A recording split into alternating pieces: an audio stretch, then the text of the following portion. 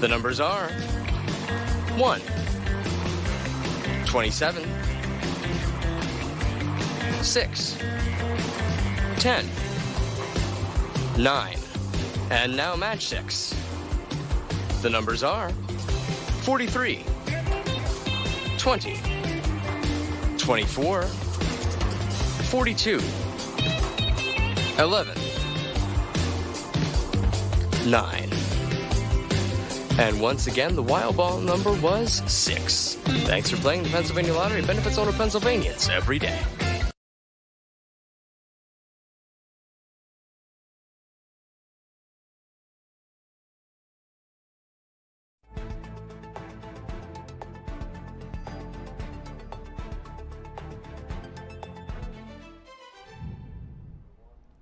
All right, good evening, you guys. Welcome to Philadelphia Live. I'm Judea Murray. If this is your first time joining me, we go over all sorts of news, breaking news, live news, things happening in our country, internationally, and then of course we have to touch base on news that's happening right now in Pennsylvania, New Jersey, and Delaware. That brings us to the top left corner. You're taking a live look out at a scene where we're hearing that there was a quadruple shooting. This happening here in the city of Philadelphia. Our photographer rushed over to the scene to get you as much information as possible. We've got a reporter and another photographer on the way as well. I want to let you know that right before this show started, there was a press conference where we were able to hear a little bit from officers of what we've got going here. Again, we're hearing it is a quadruple shooting, but here's the latest information that we were able to get. Just after 5 p.m., 16th District Police responded to several 911 calls, report of gunshots, report of a shooting in the 1200 block of 42nd Street. When police initially arrived on location, they found one victim, a 45-year-old male shot in the side of his torso. Police picked him up, rushed him to the Presbyterian Hospital. While at Presbyterian Hospital, 3 additional victims showed up, 2 by fire department paramedics, 1 by private vehicle. And these 3 additional victims all stated they were shot in the 1200 block of 42nd Street. So there's 4 victims now from this location. So it's a quadruple shooting. The 3 additional victims, a 38-year-old female who was shot in the leg, a 41-year-old male who was shot in the foot, and another 45-year-old male shot in the leg. All of them are at Presbyterian, and all of them are in stable condition, so they're all very lucky. The scene, we found 6 spent shell casings, so we know at least 6 shots were fired from a semi-automatic weapon or weapons. Right next to the ballistic evidence, we found a folding knife with a 4-inch blade. Not sure how that ties into the crime scene, but it's right there on the crime scene, near the blood evidence, near the spent shell casings. There's also a parked unattended vehicle struck about 4 times by gunfire. We're not getting a motive for the shooting at this time, nor do we have a description of a shooter or shooters. There's a table set up on the street right near the crime scene where it appears they were selling hats, other articles of clothing, and some body lotions.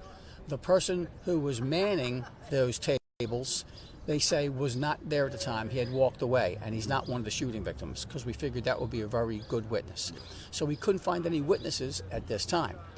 Now, there's real-time crime cameras behind some trees that all they did was capture a group of people running from the scene. Didn't capture the shooting, but we found several ring cameras along the block. So detectives are on scene now, knocking on doors of those properties, and hopefully those ring cameras recorded something that could help us with this quadruple shooting investigation. All right, so there's what we have so far. As you were hearing from Scott Small, the chief police officer there with the Philadelphia Police Department. I just want to go back over some of the main details that we got as you again are taking this live look out at this scene that unfolded out there on North 42nd Street. This is the 1200 block of North 42nd Street. So they say initially they saw a 45-year-old man rush to the hospital. He said he had been shot in the area of North 42nd Street. While at that hospital, they say 3 more victims showed up. Those victims were identified only as a 38-year-old female who was shot in the leg, a 41-year-old male shot in the foot, and another 45-year-old male who was shot in the leg. Again, the officer said that all of those victims appeared to be in stable condition. He called them lucky that this happened. Now, the peculiar thing about all of this is that we don't have that much information about what happened, why. They say that there are no witnesses in this case so far. They're hoping that maybe by combing through some Ring doorbell footage that they're able to get some answers. So right now, that officer told us that detectives are going through the streets, knocking on doors, hoping that someone was able to capture something. They did say that there are some crime cameras in the area. Unfortunately, they did not capture what happened. They only captured the aftermath, people running away from the scene. Now, they also said that there was a table set up very close to this shooting. Normally, there's a man, they say, that's over there manning that table, selling hats, lotions, clothing, but they say at this point in time that person happened to have walked away from the scene, so they didn't witness the shooting itself. Again, they are saying that they don't believe they have any witnesses to that shooting. So this is all unfolding, again, right before our eyes. Literally got this information right before I came up to bring it all to you all. So as we get more, I'm hoping to be able to bring you more, a couple of more details that I can give you right now, though. As I see that we're also live on TikTok, so if you guys have any questions, you want me to ask a reporter once we do get somebody to this scene, because we have rushed out our team there, hopefully I'll be able to get that to them. So again, hit me up with questions, comments, whatever you'd like in the comment section there on TikTok.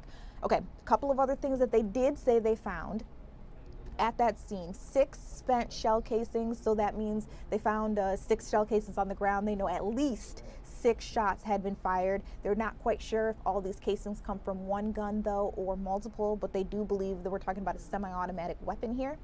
And then last but not least, they say they found a folding knife with a 4-inch blade on the scene. They're not quite sure if it was used during the commission of whatever it was that took place here, but it was interesting to see that near what they say are blood splattered evidence, they are also finding that knife. Now again, no description of a suspect.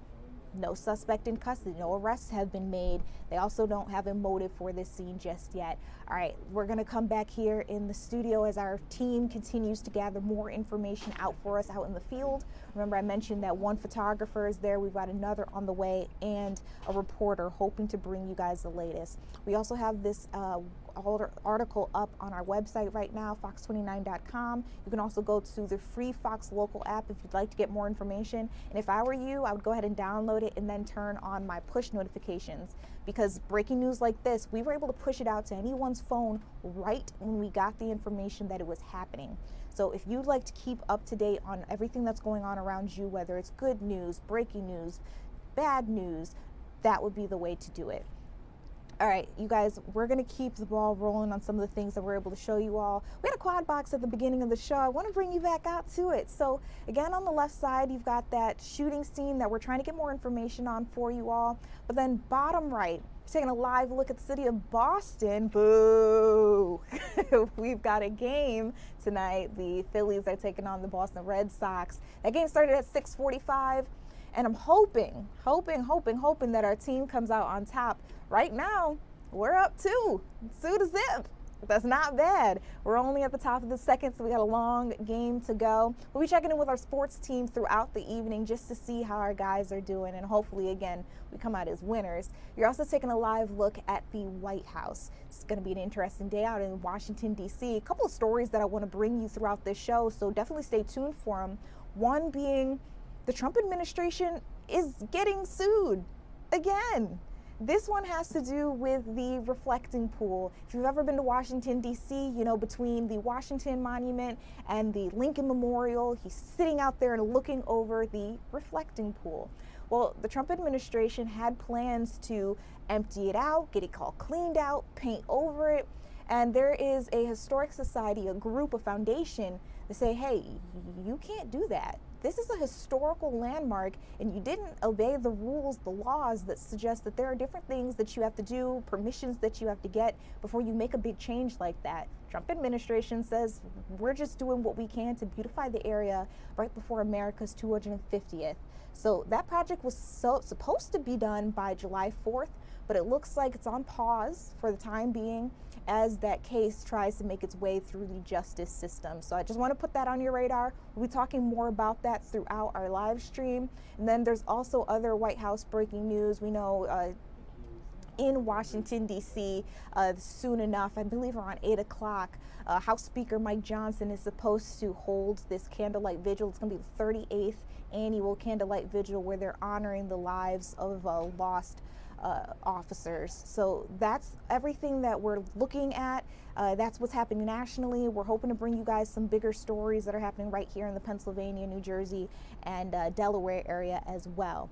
Now, one story that I know is on everybody's minds, it has been on everyone's mind for the last couple of weeks, is the Hantavirus. What in the world is going on with that cruise ship that was out at sea with all those passengers?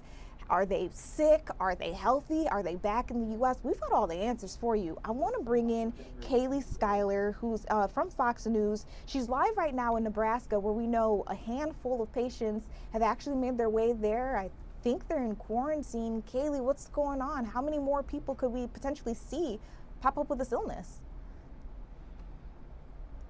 Yeah, so we know the World Health Organization today reported that there was a slight uptick, so 11 total cases now. That's including 11 deaths.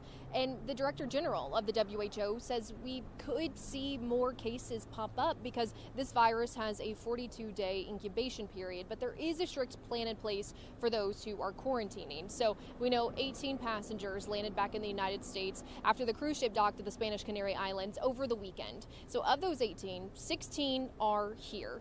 And 15 of those 16, we're working with a lot of numbers, 15 of those people are in quarantine units. So I'm told that's more of a hotel style room, so not a hospital room. But one passenger who tested positive is here at the quarantine unit, and they're actually in a biocontainment unit, which is more like a hospital room. Now, the other two passengers are actually all the way in Atlanta. They were flown to a facility at Emory University, and we know one person there is symptomatic but is not tested positive for the virus, and the other was a close contact because it was a couple that they sent both to Atlanta, and so right now they're just monitoring that other person for symptoms.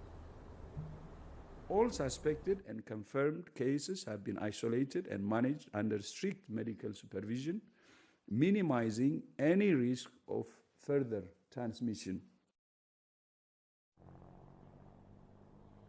So several states are watching people for potential symptoms, and health experts say they're monitoring these folks for a couple of different reasons. Some are passengers of the cruise who've gotten off the ship in late April and are already back home. Others were exposed during a flight with a passenger who was infected. And this map also includes the 18 passengers quarantining at medical facilities in Atlanta and here in Nebraska. Now, they'll remain under strict medical supervision for the next couple of days, and then those who do not test positive or show symptoms will have the option to isolate at home. If anybody leaves under the total quarantine period, which is 42 days, they are placed into PPE, completely protected, and then escorted by the federal government into charter protected transport. No one's going on the street, no one's going to dinner in Nebraska or visiting the zoo. It's just not going to happen. Global health officials are receiving criticism for even allowing the passengers and the crew off of the ship, but the Director General of the WHO says it would have been inhumane to make them stay on the ship for the whole entire isolation period, and he maintains that the risk to the general public is low. In Omaha, Nebraska, Kaylee Schuyler, Fox 29 News. Kaylee, you brought up some really good points there. The very last one being it would have been inhumane to keep those people on that boat for that long. I mean, I don't know. I've never been on a cruise before. I have been on a boat, and I can't imagine that rocking, just having to stay in my room all the time, not being able to talk to my loved ones. What if I had a job? Like, you know, I can't imagine what it would have been like to have been on that ship for so long. I do have some questions for you, though. I think our audience does as well. My first one, it's interesting to me to hear Dr. Gold say that, you know, it's not like anybody's able to go out to the zoo. It's not like they're going to be out on the streets. Have they talked any more about how they're really going to enforce that? Like, once they bring them home, are their homes under surveillance? Like, how does that work? I have been asking the same questions to staff here at the University of Nebraska Medical Center, and I've also reached out to the CDC about some of this. I mean, we're told that there is a plan in place for them to double check that if these people choose to go home, that they can remain somewhere isolated from other people. So thinking if they live in a house, can they stay in a room and remain away from other people? Do they live in an apartment complex, and can they just stay in their apartment and, I don't know, order DoorDash and get it delivered to the door? So they're looking at all those things right now, and all the staff is working on a case-by-case basis with each individual to see if it's even possible and to see if these people can work with their local health department. So we haven't heard specifics about how are they actually going to monitor some of these people while they're home. But also here at the University of Nebraska Medical Center specifically, they say people are welcome to stay here as long as they want, if they want to stay here for the whole entire 42 days. And we have heard that some people are going to do that. So while you're there, have you gotten to see what any of these rooms look like, or have they talked a little bit more about what's actually available to them if they do decide to stay? Yeah, so all we have really heard is that the 15 people here that are in the quarantine units, that's more of like a hotel room. And we saw one social media travel influencer kind of post a video today, and it looks exactly like a hotel room. Plus it has actually a bike in there for them to exercise. So there's a bed, there's a desk, they can do Zoom calls, they can talk to whoever they want. They just can't roam out and about. Actually, we saw the same person on social media post that he asked for Starbucks today and it was given to him. But for those people who are the 2 people who are in the biocontainment units, that's more like a hospital room, and they have very little contact with staff. Actually, someone at Fox interviewed one of the doctors who is inside right now helping some of these patients, and they say sometimes to communicate with the people who are symptomatic or who have tested positive, they just open the door and kind of communicate that way, or try to just crack open the door, slide in the medication. Okay, this is really interesting to see how it's all playing out. And I know they keep telling us that it shouldn't be compared to the coronavirus, but I mean, when we were in the pandemic, or at least people were told to quarantine, I'm thinking about college students in particular. One time when my brother got sick, they put him up in one of these types of rooms. Kind of sounds like what they're talking about at the center there. And yeah, kind of as you mentioned, even with him, if he asked for lunch or dinner, they were bringing it. They were always very careful to try to make sure that the spread was very limited, hoping not to spread it at all. So it's kind of, even though they're telling us not to make that comparison, it is interesting to see the parallels here. But the numbers are very different. That's for sure, right? Yes, they are very different. And something that's funny, I've been talking to some locals and some staff who work here, and actually more people have been talking about the Ebola outbreak in 2014 than even COVID. So a lot of Ebola patients were coming here back in 2014, and more people kind of even talk about that and are comparing or just kind of bringing it up as we're talking about the Hantavirus. But it is a tall task that we're asking for these people who are on the cruise ship. I mean, yeah, you got to stay away from people for 42 days, and that's kind of their duty right now to make sure this doesn't spread even more.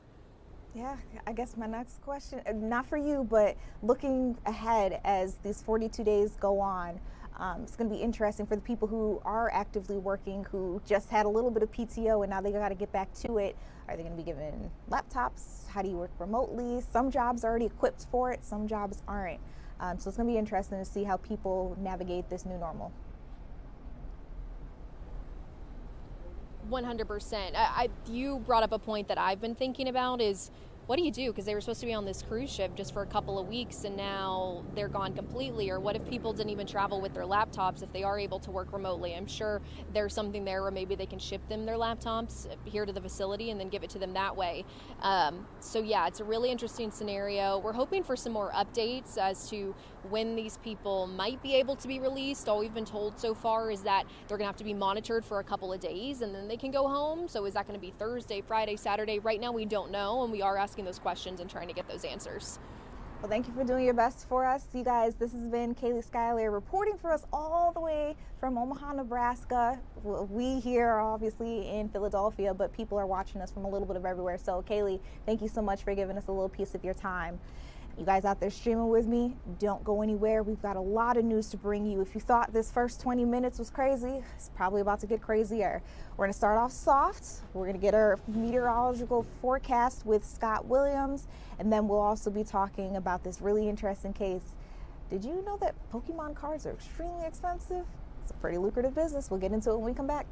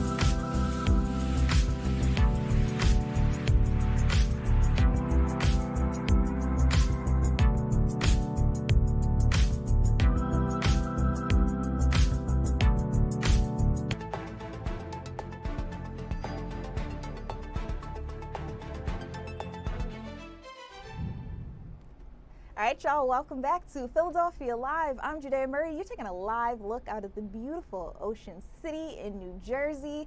Scott, we are taking a look at the beach because I'm hearing that pretty soon we're going to have beach-like weather, so that might be the perfect thing to do this weekend. Talk to me a little bit about what we can expect.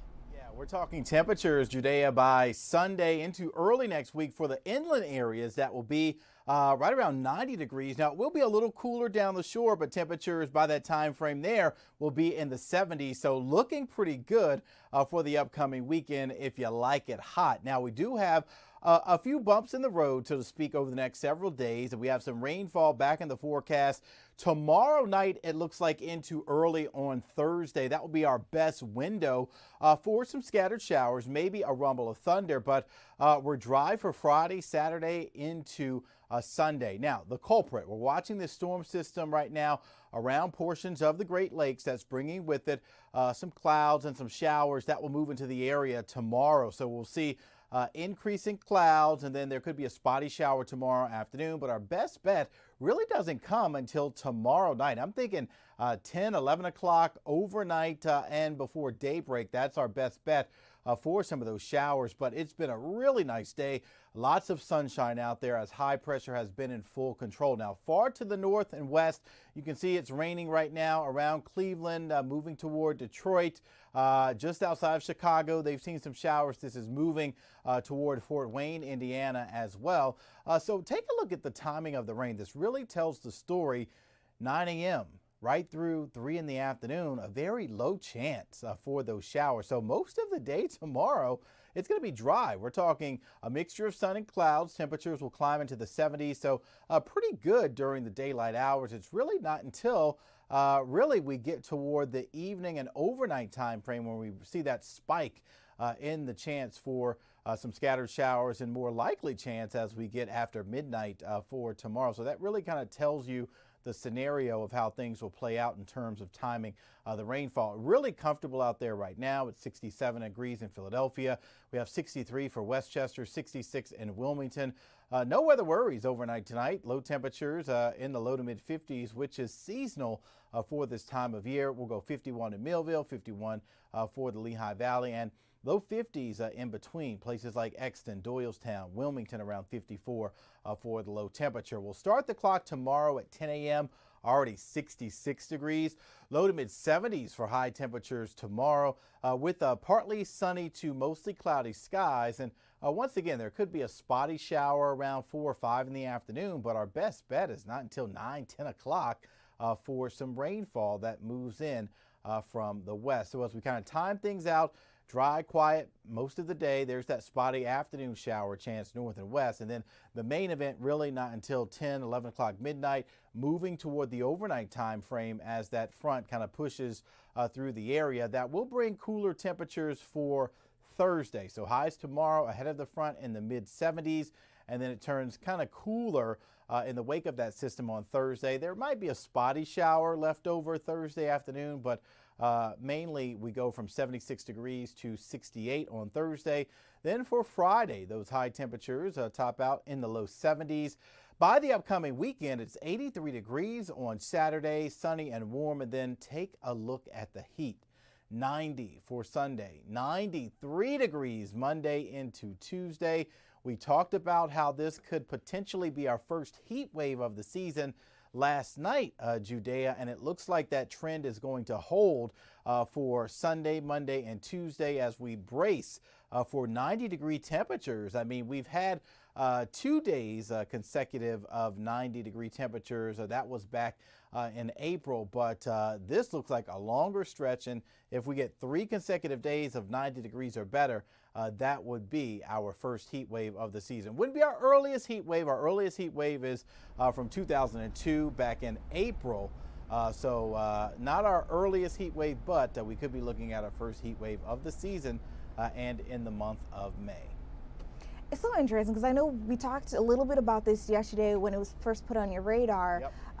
And I was just like, is that normal for May in this area? Just because, you know, I'm coming up here, I'm just trying to get my feet wet with the weather and whatnot again. And you said, no, it's not normal. Yeah, it's rare. It's rare to have a heat wave in the month of April. It's rare to have one in the month of May, but we can get 90-degree temperatures this early. As you've seen, we had 90-degree temperatures back in April, but just this string of 90-degree days. And it looks like that pattern is really going to set up this big ridge of high pressure for 2/3 of the country. And all of that heat dome is going to just kind of move toward the mid-Atlantic for the second half of the weekend and kind of stick around. So it'll be a building types of heat scenario, and we're really not acclimated to this yet. We've got to take those summer precautions, check on the elderly, check on pets, wear loose-fitting, light-colored clothing because, as you know, I know this too, you know, any, duration outdoors and that heat can really just zap you. Guys, make sure that you are keeping up with your water intake. Sunblock is your friend this time of year, really any time of year. I've learned that even if it's cloudy outside, you still need it. Scott, thank you so much for giving us this look at our forecast. We'll be checking back in with you a little later on because I'm interested again in seeing how this is going to impact a lot of the sports that we have going on, like PGA. That's in the area. So we'll touch base again soon. In the meantime, I want to bring you guys back out to Washington, D.C. real quick for a sneak peek. Speaker of the House, Mike Johnson, he is leading the 38th annual candlelight vigil for hundreds of police officers who lost their lives in the line of duty. So this is all happening at the U.S. Capitol. Again, this is a live look out there. This event was supposed to get started at 8 o'clock. It looks like they are out there a little early, but later on we're going to be able to listen in live and let you guys hear exactly what's going on out there. What I can tell you is that this candlelight vigil, when you see all those candles light up, they're digital candles, so for virtual candles, they're not live flames, but they represent each of the officers, again, who they say made the ultimate sacrifice. They also represent donations to the Memorial Fund, and it marks too where these candles were given and where these officers are from. So this is all again happening out in Washington, D.C. as we speak. We'll try to listen in live together later. But I want to show you guys something that's happening closer to home, especially if you live here in the state of state of Pennsylvania, the city of Philadelphia. A lot of people collect a lot of different things: rocks, coins, you name it. A lot of people are really interested in Pokemon, and I'm hearing that it's actually a lucrative business if you're in the trading, selling business. Apparently a thief knew that to be true as well. I want to toss it on over to Jen Lee. She's been reporting on this live. What took place here, and how do we know that like Pokemon cards cost so much? Isn't that crazy? Yes, Pokemon cards can be extremely valuable, especially if they are, of a certain age. Maybe they're from 20 years ago, even a decade ago.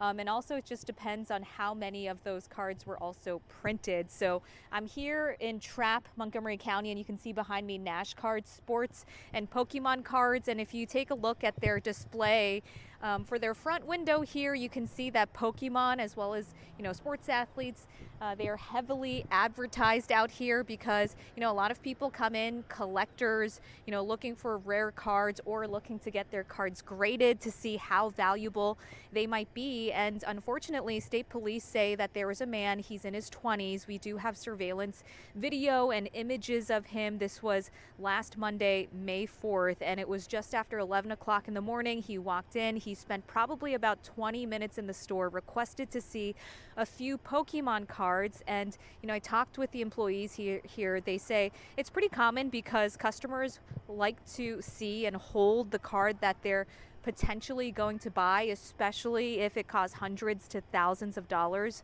Well, police are saying that this man just jolted and ran out the door with those rare Pokemon cards, got in his car. There's even dash cam video from another parked car here that captured him running to his vehicle. And I just want to go over what those Pokemon cards were. It was a 2021 Japanese Gengar Pokemon card that was worth $2,500. There was also a 2005 Pokemon card for Metagross, and that one was worth $2,850. And then there was also something called a booster box. So this is a collection of Pokemon cards. It's a base set, and I believe it was from 2013 or 2016, according to the employee, and that one actually is valued at $4,200. So in total, police are saying that the cards stolen were over $9,000. And there was a development. I talked to the manager here at Nash Cards, and he says that one of the cards was recovered. It was the Metagross card that's worth $2,850. It turns out that the man who stole the card turned around that same day that he stole them here, went to another trading collectible store out in Bensalem and tried to sell all three of those cards, and that's according to the manager here at Nash Cards. And apparently the store in Bensalem did not have all of the cash to buy all three of these items, but managed to buy that one that is now recovered and back here at the store. Take a listen to one of the interviews that we did with a store employee who was here when this man came and stole these three items. I do kind of understand it because it is worth a lot of money, but like, imagine going to jail and being known as the guy who stole shiny cardboard and going to jail over it. Obviously, most theft isn't good either, but like, Pokemon cards, really? And she herself is actually someone who collects Pokemon cards, so she understands the value of them. But, going out of your way to steal them and try to resell them, that she has a hard time trying to wrap her head around. And I am told from the manager here, because the cards collectively were worth thousands of dollars, just under $10,000, that the charges, if this man is caught, would be felony level at this point. Oh my goodness. Okay, so first of all, the employee then really put this into perspective for us, because yeah, imagine going to jail and you're telling the people in there when they're like, what are you in for? Stole some Pokemon cards. I don't think that gets you in much street cred. And Jen, we are playing that dash cam video that you were able to send to us. He doesn't look like he's running that fast. This is just a really peculiar case. Yeah, I think there were a lot of people chiming in about his mannerisms, his running on social media. So I think the social media community is right there with you, Judea, just about, yeah. He definitely looked like he was guilty when he was running out that store. Yeah. Well, good on the Bensalem store, though, for getting the card back to the original store where it came from. they could have kept the card. They paid the money for it. They could have done anything, but they clearly were honest in all of this, and they're just trying to figure out where they go from here. I'm glad that you were able to keep us updated on this. I know 10 o'clock will roll around, and you're planning to bring some more information there to them, but that information that you were able to give us, that card came back up, at least one of them, is really interesting. I wonder if he's going to try to sell the other ones, but now his face is out there. Yeah, his face is definitely out there. So, the store employees here and the manager, they're hoping that he gets caught soon. So, if you know anything, state police, they're the ones to contact for this investigation. Okay, perfect. I just want to remind you all, if you guys are really interested in Jen's story, you'll be able to find it on the Fox29.com website, as well as the free Fox Local app. Jennifer, thank you so much for giving us something on the Philadelphia live stream. Weird stuff, you guys. I know. And shout out to Sarita, who just joining us from the TikTok live stream. So she's joining from Erie, Pennsylvania. We're really happy to have you in here.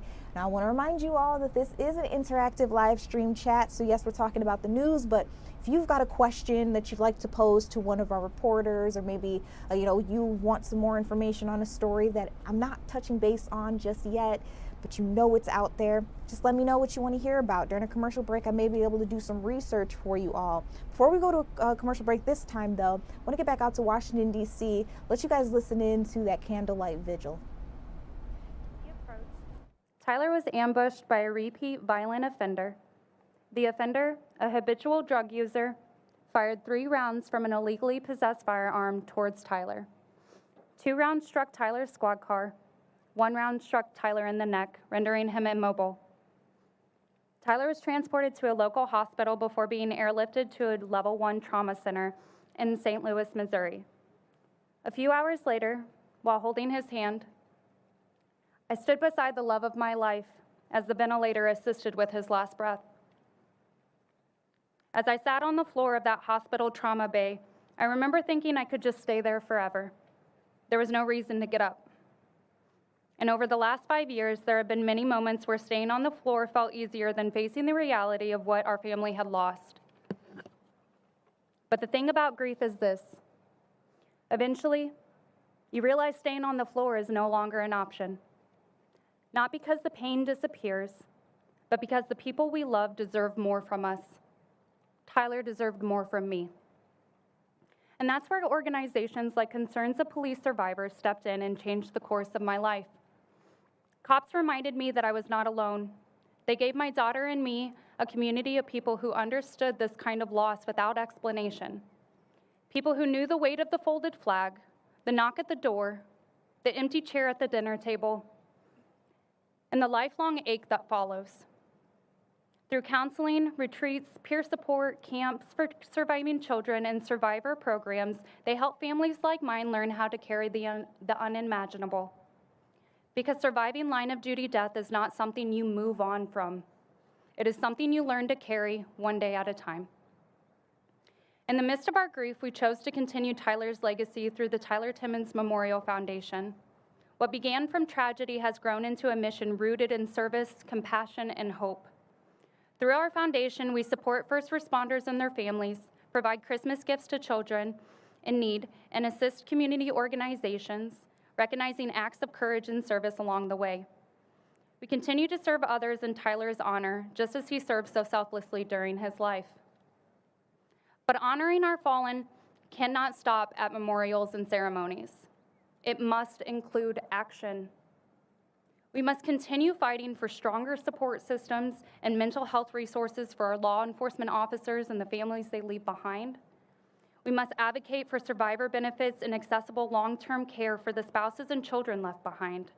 And we must continue working toward meaningful legislation that protects officers, hold violent repeat offenders accountable, and ensures departments have the training, staffing, and resources necessary to keep both officers and communities safe.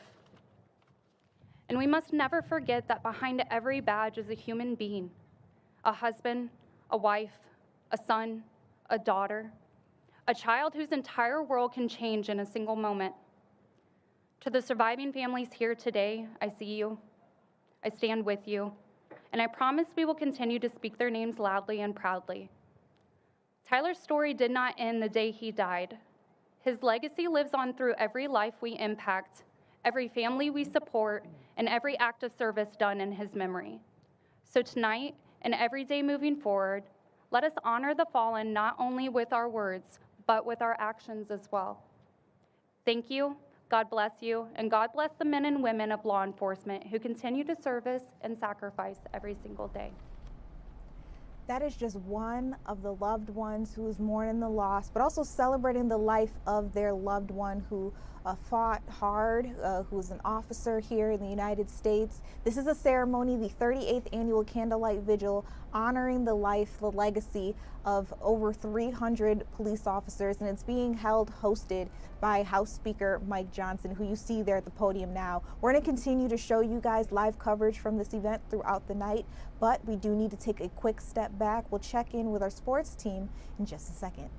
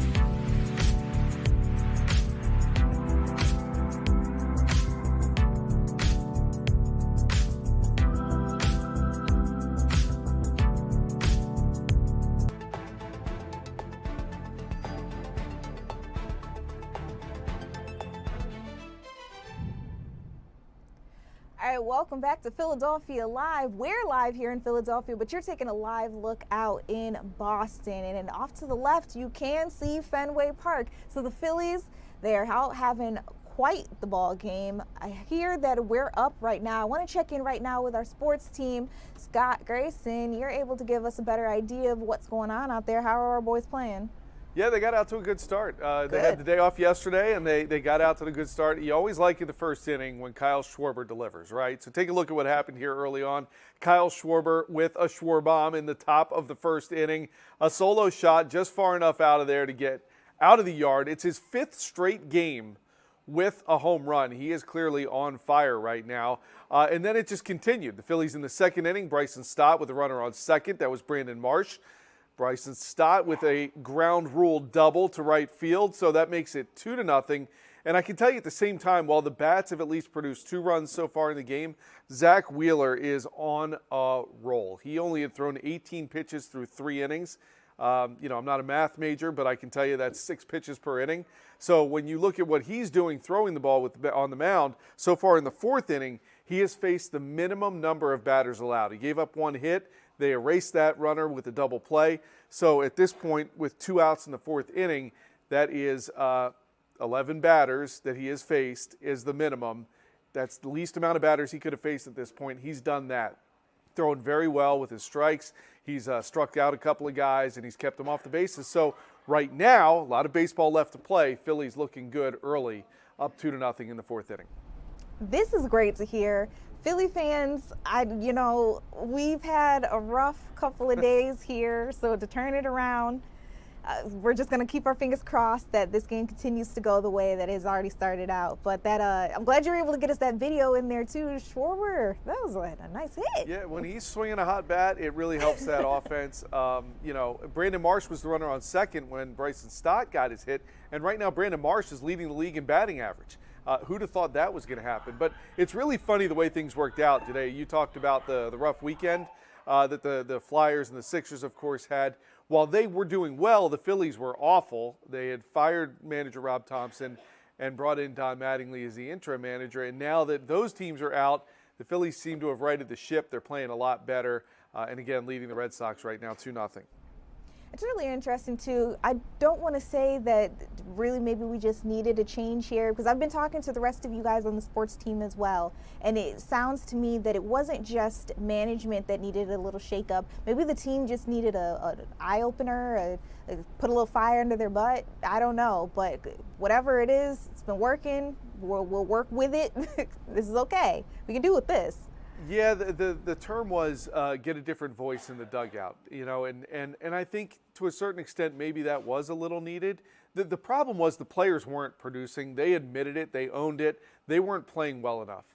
You can't get rid of the entire team, so you can get rid of the manager to try to, jumpstart the team. And it looks like that has sort of happened. It sent the message they obviously were not playing well enough. They've started swinging the bat better. They've obviously started pitching better, too. It wasn't just the offense. The pitchers weren't producing as well as they needed to. Zach Wheeler has since returned in that time as well. As I told you, he's pitching tonight and pitching well. And there's Brandon Marsh. He's been having a great year up to this point. So, yeah, I mean, they've done a lot in the last couple of weeks. If they can continue to win at roughly the clip they're doing now, they're at least going to get back into the hunt with the Atlanta Braves. The Braves leading the division right now. Phillies in a group of teams tied for second. Okay, not bad. 2-0. That's what we're looking at right now, bottom of the 4th. Again, not too shabby. Yep. Scott, one more thing. I know Marcus was able to get out there. It's PGA. Right now they're still in their practice rounds. What are we looking at for the couple of days ahead of us? And I know a lot of people have been looking at the weather forecast, but it seems like it'll be pretty decent this weekend. Yeah, I was talking to the weather guys as well, the weather department too. Scott Williams saying it looks like everything's going to be okay for these guys to get their rounds in. Tomorrow might be a questionable day, but it's a practice day. Today was beautiful. Every shot that I saw that we had from out there, that Marcus had, that Jen Fred had earlier in the day, it looked like a beautiful day, a beautiful course. The players getting a feel for it. It is interesting to hear them talk about it, though. It really sounds like the greens are going to be key, and the golfers who can handle where they approach the green, where they're putting from there, are going to be the ones that are going to potentially have a chance to win this tournament. But this one of golf's 4 majors. I mean, there are no real bigger tournaments out there than what you're seeing here in our own backyard this weekend. So it should be great for the fans. It should be a great time. Should be the weather, like we said, should look good as well. There's the course. Looks like it's going to be a beautiful time out there at Aronimink. What I wouldn't give. A friend actually asked me if I wanted to get out there maybe on Friday. I was like, I'm working. Maybe Saturday, until I looked at the ticket prices. I'll watch from my TV. I'll figure it out on social media. Well, that was our question on the Fantastic Sports Show. Really? Would you rather go to the tournament or watch it from home? A lot of people like you, Jadea, said they'd rather stay at home. There are some perks if you do go, but yeah, I just couldn't. I couldn't fathom paying out that much money, and I'm not as big of a golf fan as I could be. I love it. And just want to remind you all too that you should be watching the Fantastic Sports Show. They have a lot of fun out there. Breland is on there. Sometimes you see Jason Martinez. It's a really good time, so I encourage you guys to check out that program as well. Hey, Scott, I'm going to let you go. We're going to keep on looking at what's happening with the Phillies. Hopefully next time I talk to you, we've got a couple of more runs underneath our belt. But I will check in with you in a little bit. And I want to keep some of the sports headlines going. So for those of you out there streaming with us, maybe you saw this breaking news, maybe you saw it on social media. We're hearing that Memphis Grizzlies forward Brandon Clark, who, by the way, you guys, was only 29 years old, they're saying that he died. So right now, unfortunately, his team, that means his agency, Priority Sports, the team that he plays for, the Grizzlies, no one is able to provide much information about when, where, or how he died. But you're taking a look at some of the last photos that he had posted to his Instagram page. As you can see, loved the sport. Almost every picture is either with friends, family, or him playing basketball. I can tell you all that he was the 21st overall pick, and right now they said that he only had one more season left on his contract. He was due to earn $12.5 million, but unfortunately that all is not going to happen. Listen, we also have some breaking news coming in for the world of sports. Daryl Morey is out as the president of basketball operations with the Philadelphia 76ers after 6 seasons. I'm saying this here in the newsroom and everybody is just frozen. That is very, very big news for us to hear here. We actually going to go back out to our sports team. Scott Grayson, if you're still with me, I'm just breaking this news to our audience, but you probably know a little bit more about this. What does this mean for our area? Yeah, the Daryl Morey getting fired by the Sixers would certainly mean a lot of change, and a lot of people felt like maybe it was needed. You look at the roster, and the biggest thing I think you saw between the Sixers and the Knicks was one team was running out of gas at the end of the games while the other one was able to put it away. I think when you look at what happened with Daryl Morey, it's roster construction, and the way that the Sixers roster was constructed, it didn't appear that they were quite deep enough on the bench. There was a questionable trade made at the trade deadline. Sixers really could have used a guy like Jared McCain. Instead, he was traded away to Oklahoma City, and they never got another player in return after that. Many people thought there was going to be another move. There was not. It seems right now that, again, Daryl Morey out as president of basketball operations with the Sixers. So the beginning of a change here. And this team is really hamstrung with really expensive contracts in terms of Joel Embiid, Paul George. There's not a lot of room for them to operate without going over the luxury tax as well. And they didn't do that. You could blame ownership for that. But you look at what Daryl Morey built here, going back to, Ben Simmons was still here when he was here. He got rid of Ben Simmons, was able to bring James Harden in.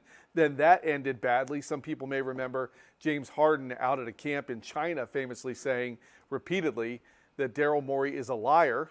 So there is certainly some history here. But it seems like the Sixers, again, the reports now that Daryl Morey is out as president of basketball operations. No word yet where they're going to go from there. Obviously, they have a job to fill, and we'll be interested to see what this means for the rest of the Sixers team, the roster, as they go through the offseason. But again, Daryl Morey out as Sixers president of basketball operations.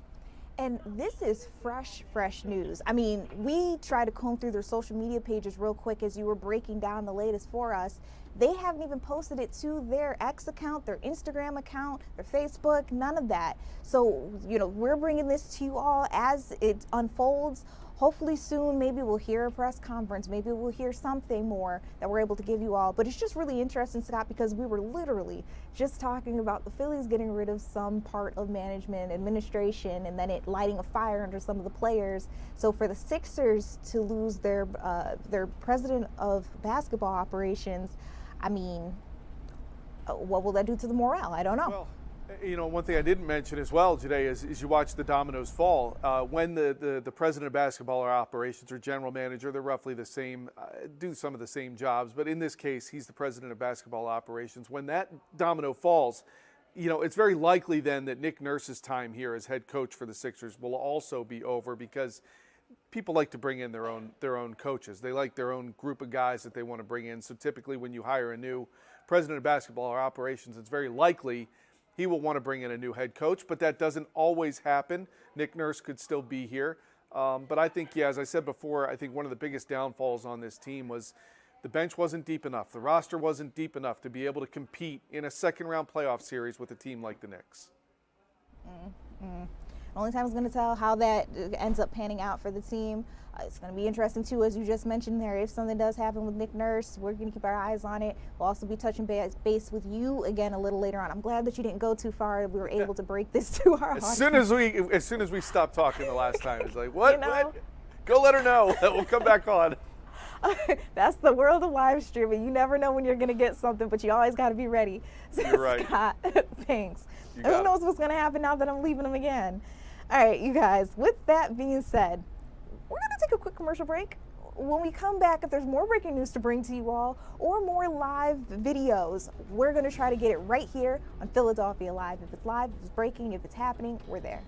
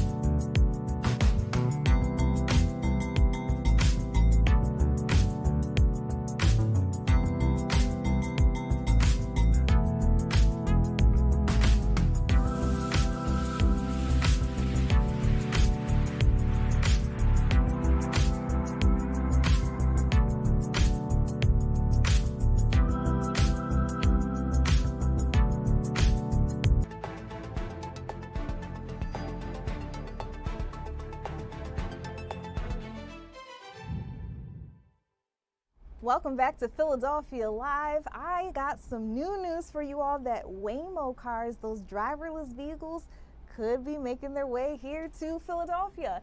And first of all, I didn't realize that we didn't have them here just yet. Coming from Atlanta, it's like all the rage out there. But here in Philly, I guess we hadn't crossed that line just yet. Nope. And so obviously that's going over very interestingly with people who take ride shares here in the city. I hear that there are some people who are like, this is great news, and then a lot of people who are like, no, this could take jobs. So we posed a question for you all. This is my segment called What You Think. Yeah. So Philly, what you think? We have a poll up. As always, you can find it fox29.com/go vote Fox Local tab. And so we asked, do you trust driverless cars? Ooh. And so no is in the lead, 72%. Yes is at 21%. Not sure, maybe leave a comment, is at 7%. But based on our social media comments, most people say no. Dang. So if no is more than 100% somehow, it's and people changing. are voting. We got so a maybe yes. we have some yeses. Yeah. But yeah, people are very anti this. A lot of there are arguments, for the job, the fact that it would put a lot of Uber drivers out of a job, but the main argument is people are just saying, I don't feel safe, I don't like not being in control, people are bringing up the potholes, how Philly driving can be a little rough sometimes, so people don't know if Waymo is necessarily the best idea for this city. but I'm curious, did you ever go in one in Atlanta? So yes, actually You I did? did. Okay. I did. I took a Waymo ride, and it was actually at night. Okay. But I was with somebody else, and so maybe that's why I didn't feel Yes. unsafe or anything like that. Now, granted, I've seen the videos. Like, I'm not going to Yes. pretend like I don't see the Yes, videos of of them like riding into an open construction Yes. zone, or Yes. not knowing what to do with abnormal traffic patterns. Yes. That can happen. It hasn't happened to me, thank goodness, while riding in one of these rides. But I will say, I didn't feel any type of way about taking Okay. them. The other thing that I see too, you did mention the potholes, and I've seen that argument brought up a lot. Yes. Atlanta has a lot of potholes. I am an expert on this subject. I've lost 3 tires in 1 year to potholes, and I drive like a grandma. Oh my gosh. Yeah, I have never lost a wheel or a tire while in a Waymo. So I didn't know that about you. You learn something every day.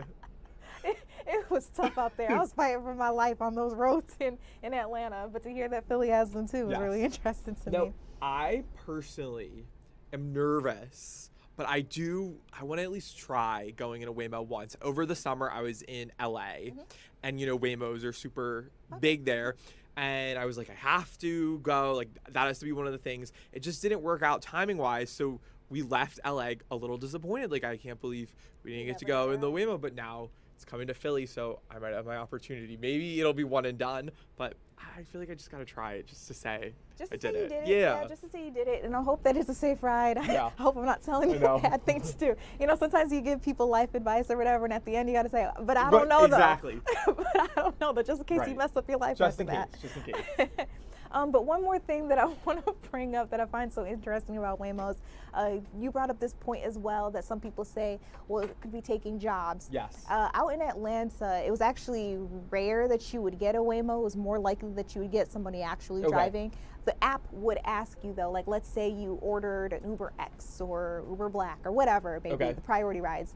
It would ask you, hey, there's a Waymo that's actually closer to you. Would you like to get in a driverless vehicle? And you can choose yes or no. So if you want to go with someone who's actually manning their vehicle, if they do the same thing that Atlanta did, you have the choice. That's really interesting. I feel like that choice is good. Huh, interesting. Yeah. So we'll see how this weighs over with you all. Again, tell them where they can vote if they want to interact with us. Yeah, so the poll itself, you can find it at fox29.com/go vote under the Fox Local tab. But if you want to, leave a comment, jump in on the conversation, you can find this posted on our Instagram stories or on our Facebook page, on X, or even, leave a comment in the TikTok live stream chat. We're monitoring it the entire show. We want to hear what you guys have to say, so definitely chime in. And I see those percentages changed again, so people are weighing in as we speak. Jake, thank you so much for joining me here. And I don't think I introduced him to you all. That's Jake Leonard if this is your first time joining us here. Hi and bye. You guys, we're going to take a quick step back. When we come back, we've got a lot more news to bring you all, including this really interesting case. You might know the CEO of OpenAI is in court right now with Elon Musk. He actually took the stand today. We'll be talking and listening into his attorney talk more about the case when we come back.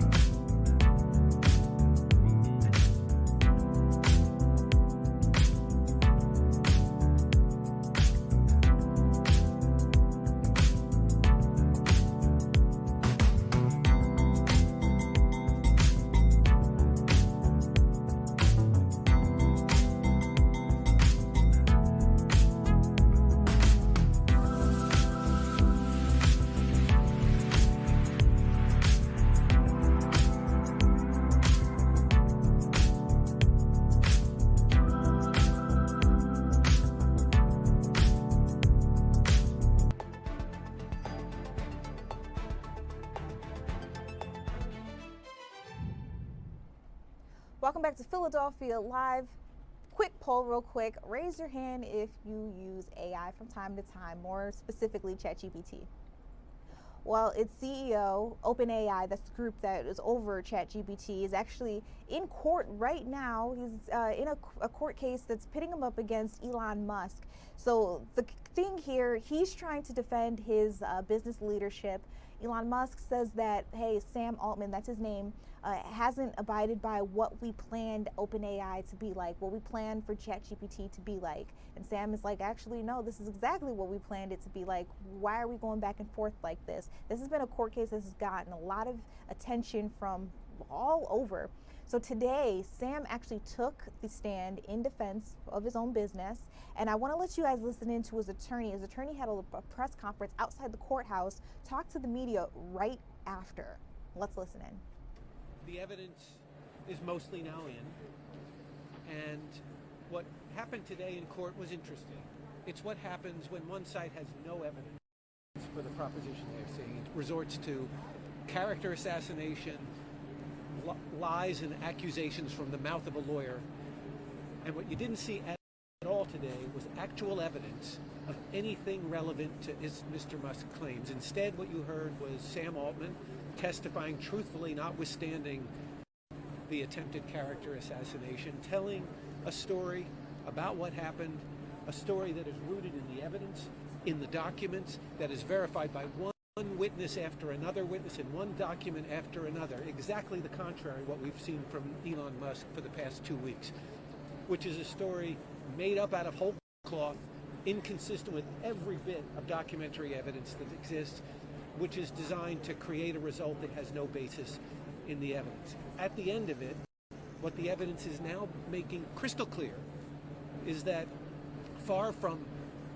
stealing a charity, OpenAI and its leaders have created one of, or perhaps the largest charity in history, with an extraordinary mandate and an extraordinary reservoir of resources that is putting hard to work, as well as governance rights over the technology that has so well impacted so many people.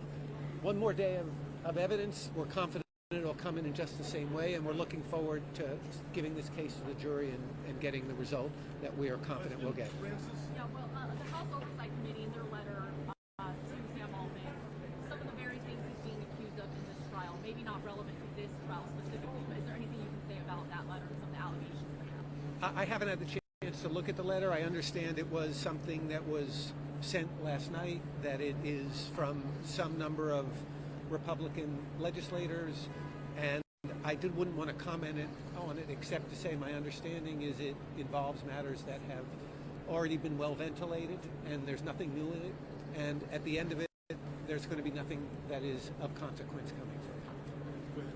What can we expect tomorrow? Something new, and I wouldn't want to say with confidence, but there'll be a couple more fact witnesses from OpenAI and from Microsoft, and then some experts, and that will be the close of evidence.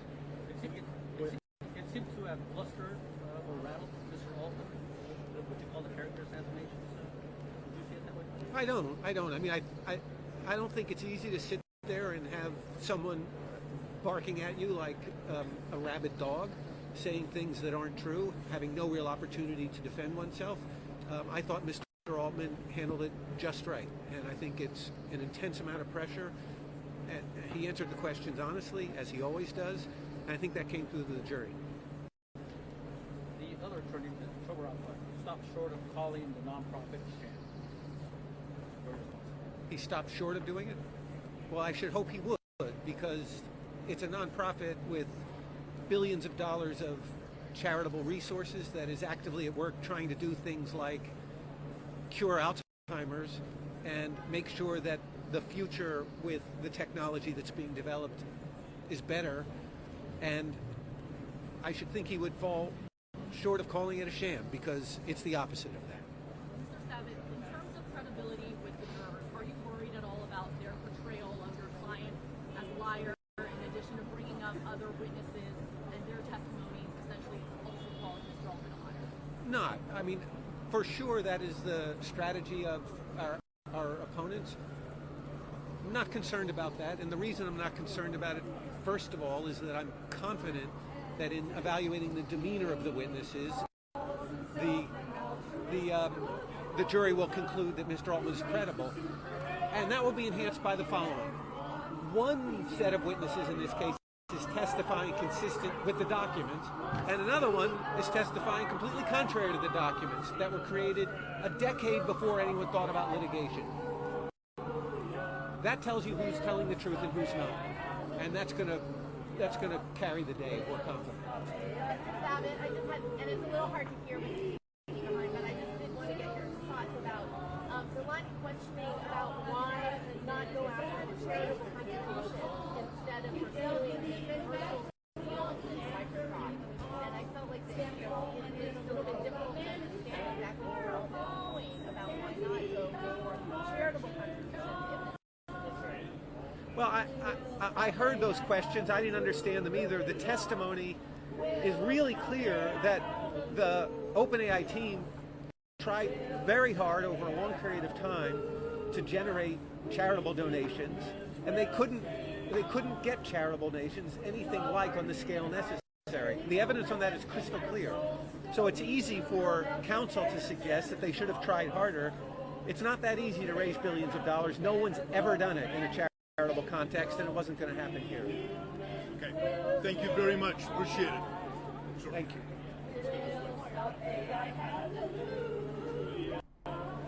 We'll stop it, hallelujah. We'll stop it, hallelujah. We humans will sing on. I know it got a little tough to hear toward the end there as those protesters were singing in the background. I did want to let them finish their song. So again, you were listening into the attorney for Sam Altman, the CEO of OpenAI, which of course operates ChatGPT. So that's probably how you know the name there. That was that attorney speaking after he took the stand in his own defense today in court. This, of course, will continue to go on. We're going to hear a little bit more about this case throughout the week. Just wanted to give you that quick update.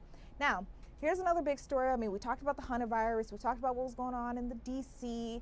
We talked about what was going on out at the Capitol Hill. But I also want to talk to you all about what's going on with Spirit Airlines. Fortunately, you hear that they have called it quits after not being able to keep up with these high prices that we are all paying for fuel, but you can only imagine how much it costs for jet fuel. So now the big question is, what happens to all of the planes? Where do they go? Are they going to be repurposed? Let's check in with Amalia Roy. She's live for us from an airport out in Arizona. And I hear, but I also see, I can look at it behind you. It's like a graveyard for all the yellow planes. Hey, Judea. Yeah, it's a bit of purgatory with these rows of Spirit planes that are parked here at Phoenix Goodyear Airport. Now, Arizona comes out as one of the good places to put these because of how consistent the weather is, how dry the weather is, so it's a safe place to store them. Now, the company that manages the facility here says that so far they have more than 80 Spirit planes, but there's more to come. By the end of June, there should be around 120, but this also includes planes that they had even before Spirit Airlines shut down. The planes still have that signature yellow paint, but I spotted a few with the Spirit logo already painted off. They owned less than half of their 114 plane fleet and leased the rest. AirSail, the company coordinating their storage at Phoenix Goodyear Airport, says crews here are working nonstop, preparing for the rest of the planes to come in from across the country. And like I said, they're here because of that consistent weather. They can reliably store these here without fearing the elements.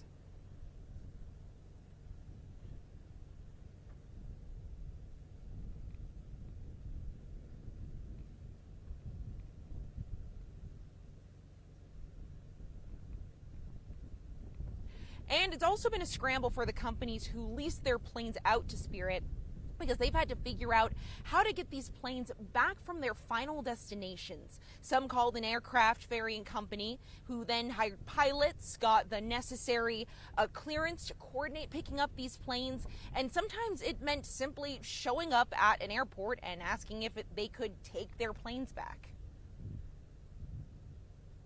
Start basically knocking on doors. airport security, airport authorities, saying, hey, we're here to pick up these airplanes that have been abandoned by Spirit. And at that point, they kind of look at you funny and say, who are you again and who are you with? And at that point, it turns into a kind of a legal matter, and we have to get some legal documents, show them, get the approvals from the airports.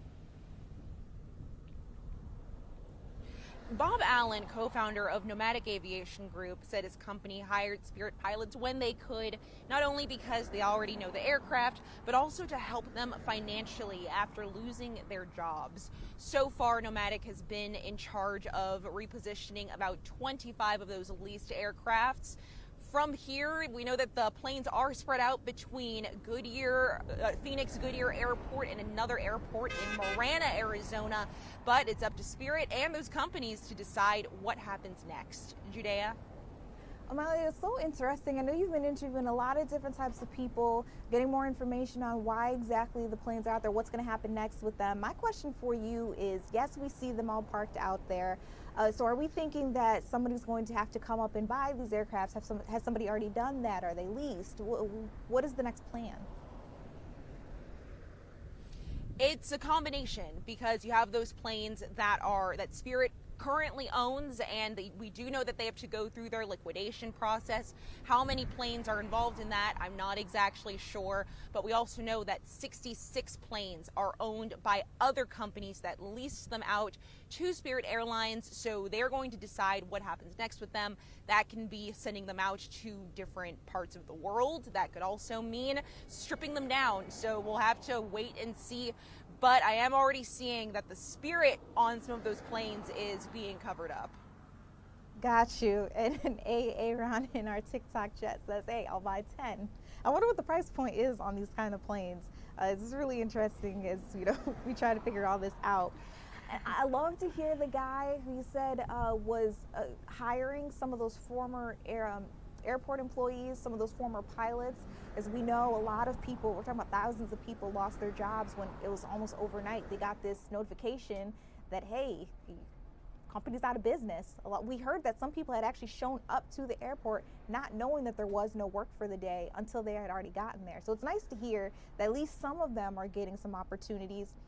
By any chance, are you hearing about any other efforts just to try to reach out to some of these former employees, get them some kind of meaningful work? Anything else? I know that with the man I spoke with, he said that he tried to hire Spirit Airlines when he could, and oftentimes he did, but he also is working with his own pilots that already work in-house for his company.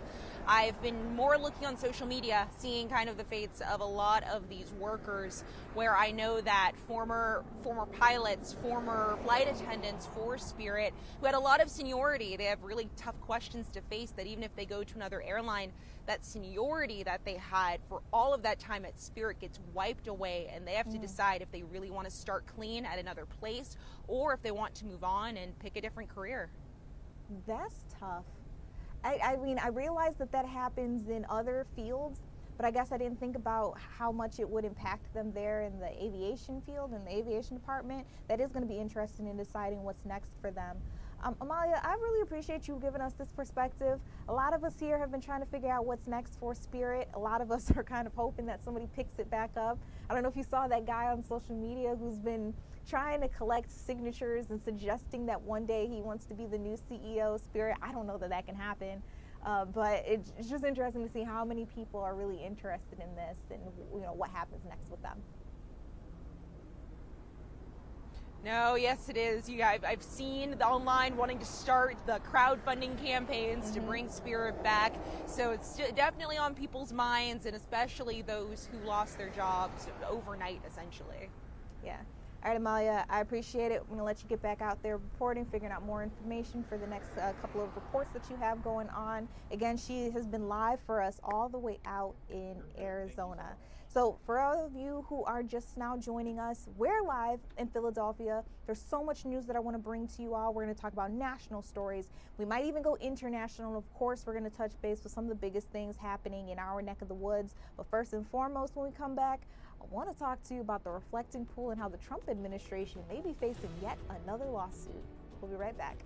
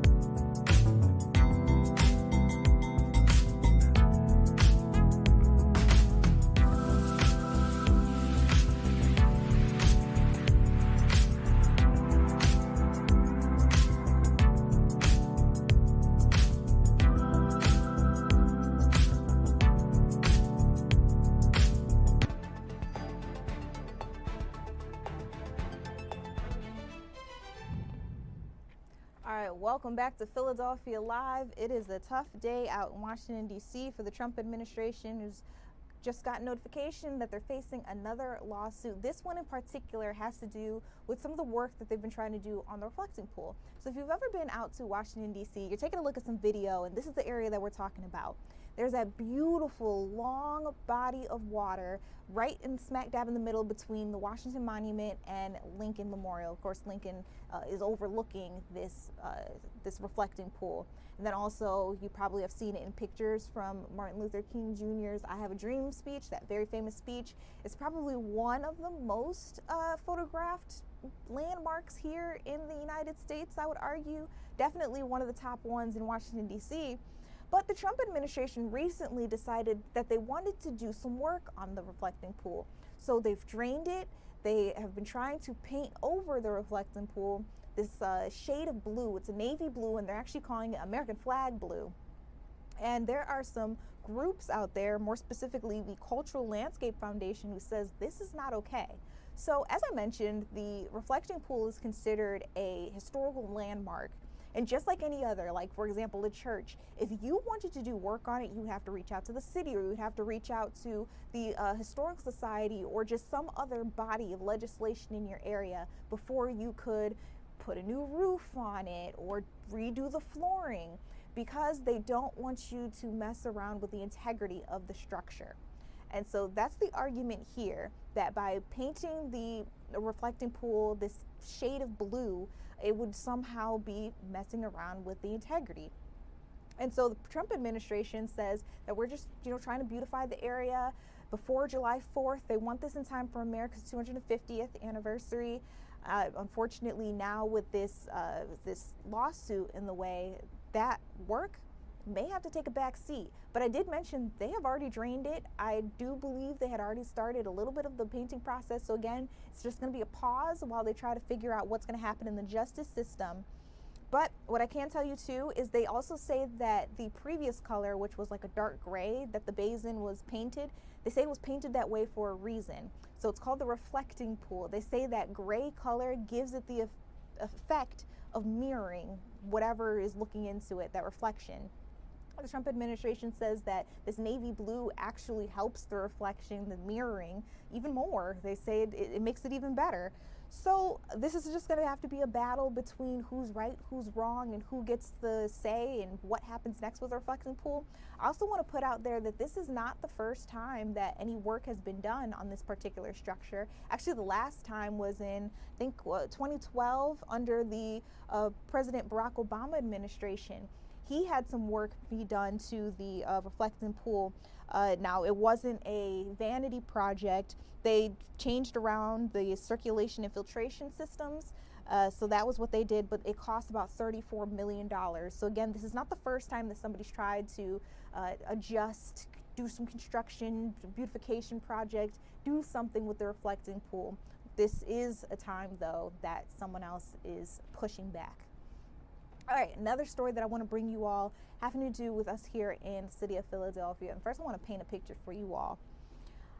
Imagine you get hired to do some work at someone's home. More specifically, you get hired to clean. So you're doing your business, you're doing exactly what you were paid to do, and all of a sudden you come across a gruesome discovery. Because that's what happened with this cleaner out in a Philadelphia home. They say that they were cleaning the house, and then all of a sudden they came across what they believe to be human remains, bones.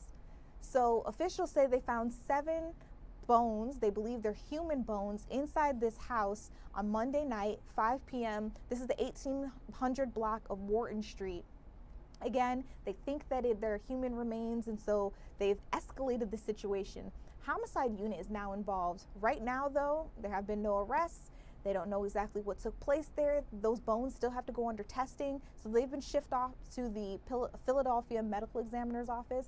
Best believe that we here at Fox 29 are going to try to get you the latest information on what's going on there, especially if it does turn out to belong to a person. We would be trying to identify who that person could be and then try to decipher what in the world happened here. But shout out to that cleaning person who saw something and said something, because now it turns into a much bigger investigation. Now, another big story that I also want to make sure that I get out to you all, PCOS. Millions of women here in the U.S. face it. here it's getting a new name because the old name apparently doesn't actually encompass all of what PCOS, or the new name that I'll tell you in a second, actually is. So you're taking a look at a Fox News article there where they're talking a little bit more about the new name. So instead of polycystic ovary syndrome, we're now looking at polyendocrine metabolic ovarian syndrome, or PMOS. So that PCOS name has officially been retired. They say that PCOS was misleading. It suggested that this disease was caused by cysts on the ovaries, but due to some new research being done, medical experts are able to confirm now that there's actually no increase in abnormal cysts in women with this condition. It's so interesting to me how we are just now figuring that out. But by focusing only on the ovaries, the old name caused some doctors to miss other serious symptoms that were plaguing women, and this led to years of delayed diagnoses, inadequate care for the roughly 170 million women here who live with this disorder. You probably know someone who has this disorder. So that new name, polyendocrine metabolic ovarian syndrome, is designed to be more accurate. Let's break down the different parts of the name. Polyendocrine, it means it affects multiple hormones in the body. Metabolic, that means the condition impacts your weight, blood sugar, and energy levels. And then of course you have to add an ovarian. That acknowledges that while it isn't about cysts, it does still impact women's reproductive systems. So this is a complex whole body hormonal imbalance rather than just a reproductive issue. It affects everything from your skin health to hair growth. I know a lot of women who struggle with gaining mustaches or beards or just whiskers while trying to deal with this. A lot of women also gain a lot of weight while trying to figure out what's going on with them as they've got those hormonal imbalances. And it wasn't a quick decision either. This took 14 years of global collaboration, of research, of surveys of more than 22,000 patients and doctors. So a lot of work went into this new name change. But I mean, what do you guys think? Again, I'm saying 170 million women around here that may have this. So maybe even somebody here in our live stream chat has it. What do you think about the new name? Do you think this now, as I've broken it down, more so reflects what you might be experiencing? I just thought it was really interesting. I wanted to make sure I got this out to you. This is new information that I'm getting as of today. So with that being said, we're going to take a quick step back. When we come back, we're going to be talking all things sports. We'll take a look at how the Phillies are doing. Got to talk to you about Tiger Woods. His case in the court system continues to go on, and we're also going to check in with the Flyers. They are packing it up. Wasn't a great end to their season, but it was a great season if you were a fan who weren't expecting us to get into the playoffs at all. So we'll talk about all that more when we come back.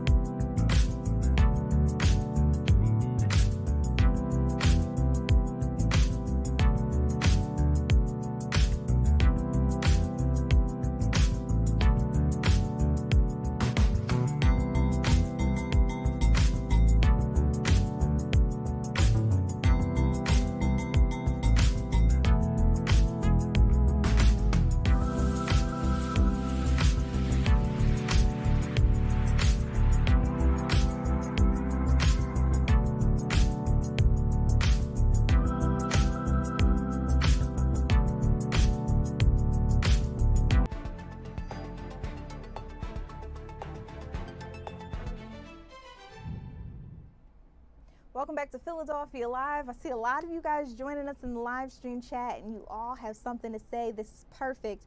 Make sure you continue to weigh in with us.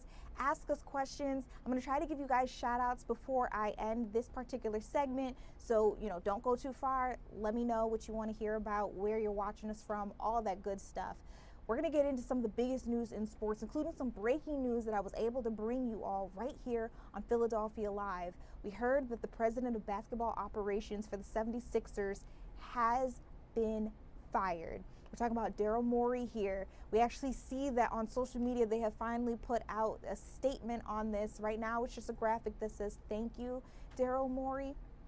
But according to ESPN, they say that Morey and the 76ers owners, Josh Harris and even David Blitzer, met sometime tonight right here in Philadelphia, and they all made the decision to part ways with one another. So for now, Coach Nick Nurse will continue in his role into the 4th season with the 76ers.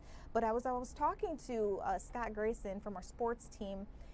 It's possible that Nick Nurse's days are numbered as well, and I want to know what you all think about that. Is this the right decision? We did just get beat pretty badly, game after game after game, against the Knicks. Granted, the Knicks are on fire this end of their season, so it was just really hard for us fans to watch that happen.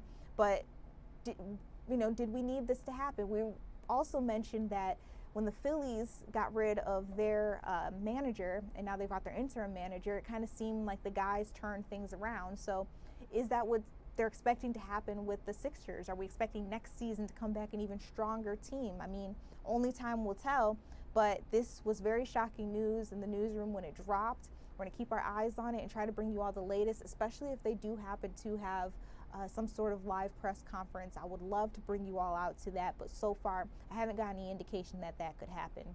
But also in the world of sports, I want to bring you up to date on what's happening with the Phillies. We've been checking in and out of their scoring. They started their game around 6:45 out in Boston against the Red Sox. Looks like they're at the end of the 7th, and Boston did manage to get a run in there. So the score is now 2-1. Got 2 more innings to go. We'll see how this game pans out. Again, they are playing at Fenway Park in Boston against the Boston Red Sox. You're taking a live look at the stadium. Wow, how in the world did we get this camera? This is nice. You can see just how many people are packed out in the arena just watching this happen. And I can only imagine with the score being 2-1, like the fans in there are probably rabid at this point in time. We'll be checking in on how the game continues to go. I'm expecting it to wrap up before we're even done at 10 o'clock. So, hopefully we'll be able to check in one more time with our sports team and see what's going out there with our guys. Maybe even be able to bring you guys the live post-game presser. I don't know. I want to talk to you about Tiger Woods PGA Tour. It's in Pennsylvania as we speak. A lot of people are really excited to get out there, seeing some of their favorite golfers, get out there, get some merch, get out there on the green. But all eyes also are on Tiger Woods. We heard that a Florida judge just ruled that prosecutors would be able to have access to his recent prescription drug history. So this is after he was arrested for a DUI in Florida. There was some concern that he has been abusing drugs, and he has said that he was going to seek some help and wanted to move on with this situation, move on with his life. But again, it's interesting to hear that a judge has just said the prosecutors will be able to take a look at some of the prescriptions that he has been taking for the last, I don't know how long. Now you're taking a look at some of the crash that they suggest that he was part of. What I can tell you is that for the time being, those records are not going to be made public. We are not going to be able to see them. It's just for the prosecution to decide if it is relevant to their case, to see if that's something they want to pursue. It's going to be really interesting keeping our eyes on it. And we also know it was a really peculiar case because, as you all know, yes, there have been some issues with Tiger Woods in the past, but he is arguably known as one of the best golfers. A lot of people still have a lot of respect for him. So for us to see that news pop out that out in Florida, there was that situation where he had to be arrested, where they said that there was a crash, a really horrible crash that could have harmed other people. It's just a really unfortunate story that we're going to have to keep our eyes on as well for you guys. You will definitely be able to get more information on the fox29.com website as well as the Fox Local app if you're interested in learning more. Also, while we're talking about sports, FIFA World Cup is coming to our area. If I want to make sure that I got it right. Are we a month away? It's June. June is when everything kicks off. We're less than a month away. And I'm hearing that in some certain areas, you're going to have a parking pass if you want to get to the game, because a lot of these games are going to be happening right outside residential areas. So we know, I know, you guys are probably going to want to pull up, park really close so you can walk on over, and it's not going to be a big deal to get to where it is you're trying to go to. But the Philadelphia Parking Authority says not so fast. You got to have one of those digital passes. You got to apply for it right now. It's going to be enforced from June 11th to July 19th. And again, you're going to have one, otherwise your car could get towed, and it's not cheap here in Philadelphia to get it back out.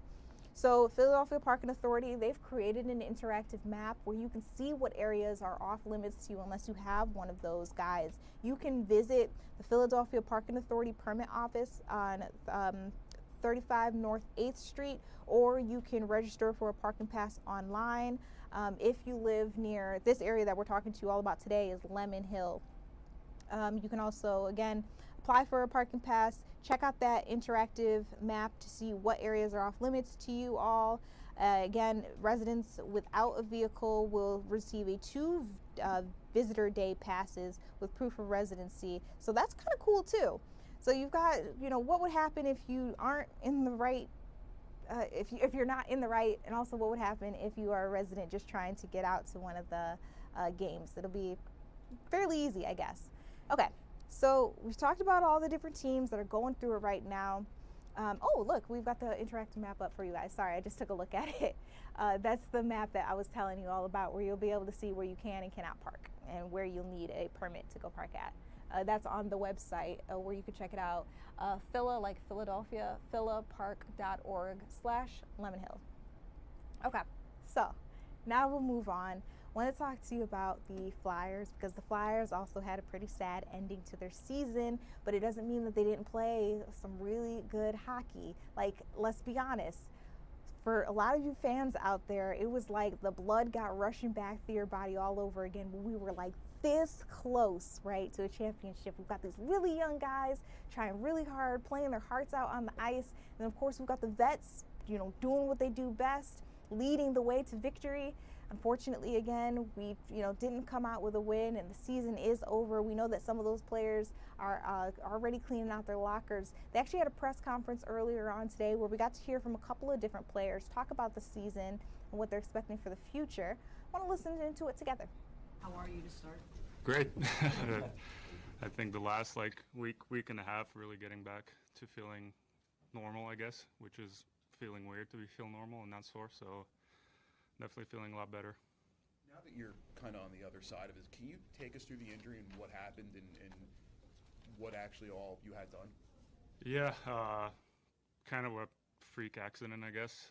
Just edge getting caught, which happens a lot of times throughout the games. And as soon as that happened, I kind of felt it getting caught, so I tried to push it out, and it didn't move. And in return, my whole weight got put on that leg, so ended up breaking my fibula and tearing my syndesmosis and damaging my deltoid. So there was a lot of kind of two injuries in one, so there was a lot of damage there. But surgery went great. All the rehab stuff, Alex and Brandon have helped me greatly, and from what I understand, I'm ahead of the schedule of where I'm supposed to be. So I'm thankful for that. How hard was it to kind of work through the frustration? No Olympics, you're in the NHL lineup, stretch drive. Were you able to just focus on your rehab piece, or was there a period? Yeah, obviously there were some darker days, especially when it kind of feels like you maybe hit a wall a little bit in the rehab when you're not moving ahead. A lot of days when you're first one in, last one out, to just trying to put the work in, trying to get as close as I can to getting back, because they said there's might be a chance. Obviously got a little short, but not as hard, honestly, during the Olympics, because you're not there. You're kind of just on the couch and TV. a lot harder definitely during the playoffs, seeing the atmosphere our fans gave us and kind of being there in person was definitely a lot harder. And when you're closer to kind of being back, but you're not there yet. So I would say it was definitely a lot harder during the playoff run here. What was it like for you watching the games, and what did you see from the team on the ice while you were watching? Oh, I mean, it was a lot of fun to follow. Obviously, going from the whole 3.8% thing, where I'm kind of, looking ahead, where they're thinking of, okay, can I make the World Championships or not? Can I keep rehab in time? And then seeing the run they go on, and I'm kind of thinking, okay, can I make it back to the playoffs, which was more of a goal, obviously. So it was just proud of the guys, and couldn't be happier for everyone who played well and seeing how everyone contributed. I saw you skate the other day in the yellow jersey. Was that your first time on the ice? No, there's a lot of times I've maybe 4 weeks already skating. That was just the first time having guys around, people around, which was kind of nice because it was ended up being the last game, but it was just fun being out there with someone scoring a goal on a goalie. So just the little things. Have they given you a timeline as to when, if the team had won, conference finals, cup final, when? No, it was honestly really hard to say because there were some good days and some bad days. Where there were days where I step on ice and I'm like, oh, I'm nowhere near, and then there's 2 days later I'm like, I feel great. But I think I'm probably further than I think, because skating alone is one thing when you're in a controlled environment and everything is happening at your pace, rather than when you're out there playing against other people. Bounces happen, you got to react, stops and starts. So it's hard to say, but now at least there's no rush, because we were kind of rushing the rehab, trying to get back as fast as I can. But now I can kind of take my time and be sure that I'm ready for next year. Before the injury, you established yourself as pretty much a full-time NHLer. You were center in the fourth line for most of the year. Your contract's up, obviously. Where do you kind of see things going with your career? Do you have an idea of if the Flyers have interest, if you think you'll be back here, if you think you'll stay in the NHL? Yeah, obviously I guess that was the biggest concern. Is at my age, at my stage, you don't trying to prove that I'm an NHL player, and when you finally got, like you said, a role. I started playing penalty kill more as well, and kind of that happens. You start thinking was that the last game in NHL? So I don't have an answer for you right now. It's agents have been working. We'll see what Philadelphia says. I don't know yet. Obviously would love to stay. What Danny and Jonesy and Mr. Hilfery are building here, it's something every hockey player I think wants to be a part of, and it's really fun. And experiencing the fans that we have here during the playoff run, it was truly electric. Have you had conversations with Danny and them yet, or I'm not sure with management about? Not me personally. It's more my agent's job. I don't really have a say in there. So we'll see. Tried to do my best in the games I had this year to prove and earn another contract.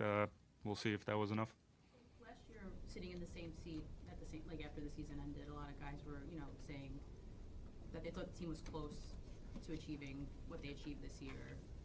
What were your thoughts as the season went on, and did you think that, I know it was the 3.8 and whatnot, but from year to year, what's it been like watching that, and how do you feel now moving forward with the? I guess it's for me, it's a little hard to say about last year because I only was there for a certain amount of time. This year, I was here the whole year, but I think even it kind of just shows that the start of the year wasn't really a fluke.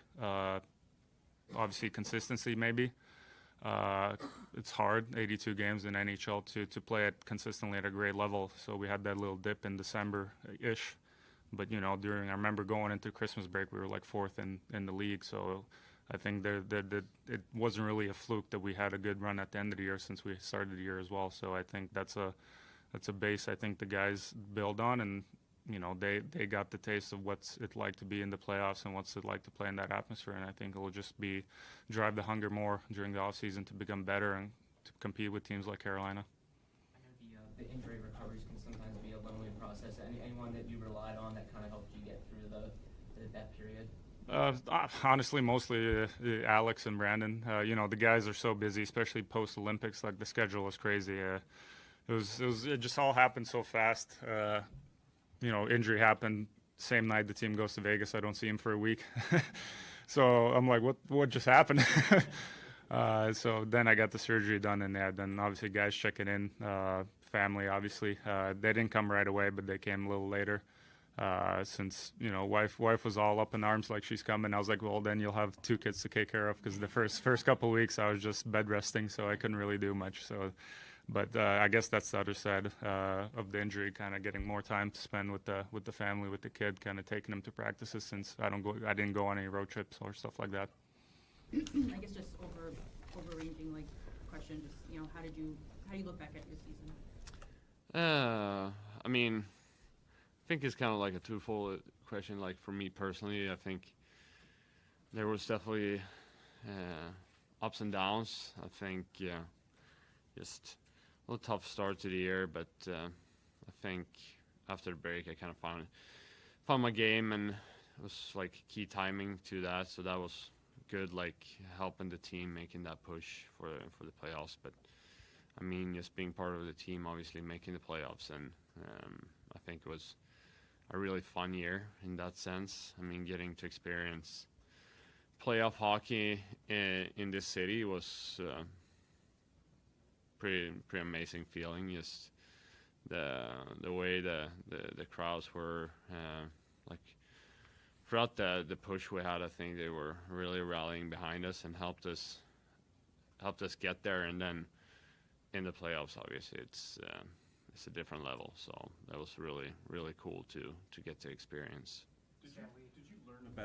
Did you learn anything about yourself, I guess, just in terms of how you were able to put the pre-Olympic stuff behind you, and then just play your best hockey, obviously coming out of the break? Did you learn anything about how to prepare and how to anything like that? Yeah, I think just I think for me and kind of where we were at too, like just the forefront of like the importance of just the next game at all times. Where I think it kind of helped me just not dwell on things, kind of just knowing that whatever happened, and you had to try to do everything you could to be your best self for the next game you got to play. So I think that was huge, and I think that's kind of like the mentality we had as a team as well during that stretch. Just we knew just the importance of every game, so it felt like I think that was huge for us. Just why we you could kind of tell that we, after a loss during that time, we bounced back right away, right? So I think that was very big, but yeah, that was good. Sam, we asked you this multiple times during the end of the season run, but I guess now that it's over, looking back, what do you think was the biggest reason why you got on that good of a run coming out of the break? That's a good question. I think, yes, for me personally, again, just you get kind of it's weird you get that long of a break in the middle of the year. So it kind of, for me, I kind of just looked at it as a new chapter. Just whatever I wasn't happy about how things have gone for me personally up to that point. So I just saw it as, okay, this is like a new chapter, new door opening here. Like, just leave the stuff behind me and just take this challenge as it comes. And I kind of told myself, like during that break, like, okay, screw what happened. I'm gonna go on a run here. So that was big, and obviously at a key time too. So that's something I feel like I can be proud of. Sam, you're a restricted free agent this offseason. I'm sure every goalie wants to be number one for our team, but how much interest do you have staying here, tandeming up with Van? Yeah, I mean, obviously, I love it here. I've been here my whole North American career. This is the only place I know, so this is where I want to be. I love it here. My girlfriend loves it here, so yeah, hopefully we can make something happen. But I'm just, those questions, I think I've always just let my agents do their work. It's time for them to do some work as well. So well, crossing my fingers and see what happens. I know you didn't get into any games, but you mentioned going to the playoffs. You kind of thought you knew what it would be like. What did you sort of learn about the playoff experience and now the hunger to do it again and to have more and go farther? Yeah, I think just kind of for us as a team too, just kind of the situation we were in leading into the playoffs, the way we had to play and the way we knew to get there. Like obviously we knew we had to go on a run to get in. So I think we kind of had that playoff mentality very early on, like right after the Olympic break. I think we were almost in the playoff mindset right there. So I think that helped us leading into the playoffs. I think that's why we played very well when we got there. We were ready for it. So just knowing that that's what it takes. And obviously the reward you get for it to make it there, to kind of be in that atmosphere, to get a chance to play for the cup. I mean, that's what you want. That's why you're working hard throughout the year and you put all the work in. So it wasn't easy getting there. We know that, but it's definitely worth all the hard work you have to put in. All right, so you guys got to listen in there to a couple of your favorite players from the Flyers. Again, their season is over. They're clearing out the lockers, but they do want you to know that they're looking forward to another season ahead, just trying to make it be known that they really love playing for us here in Philadelphia. Now, don't go anywhere. When we come back, we need to talk about Waymo. Apparently, it's trying to make its way into Philadelphia. Will Waymo work? But more importantly, are you ready for driverless cars? We'll talk about it when we come back.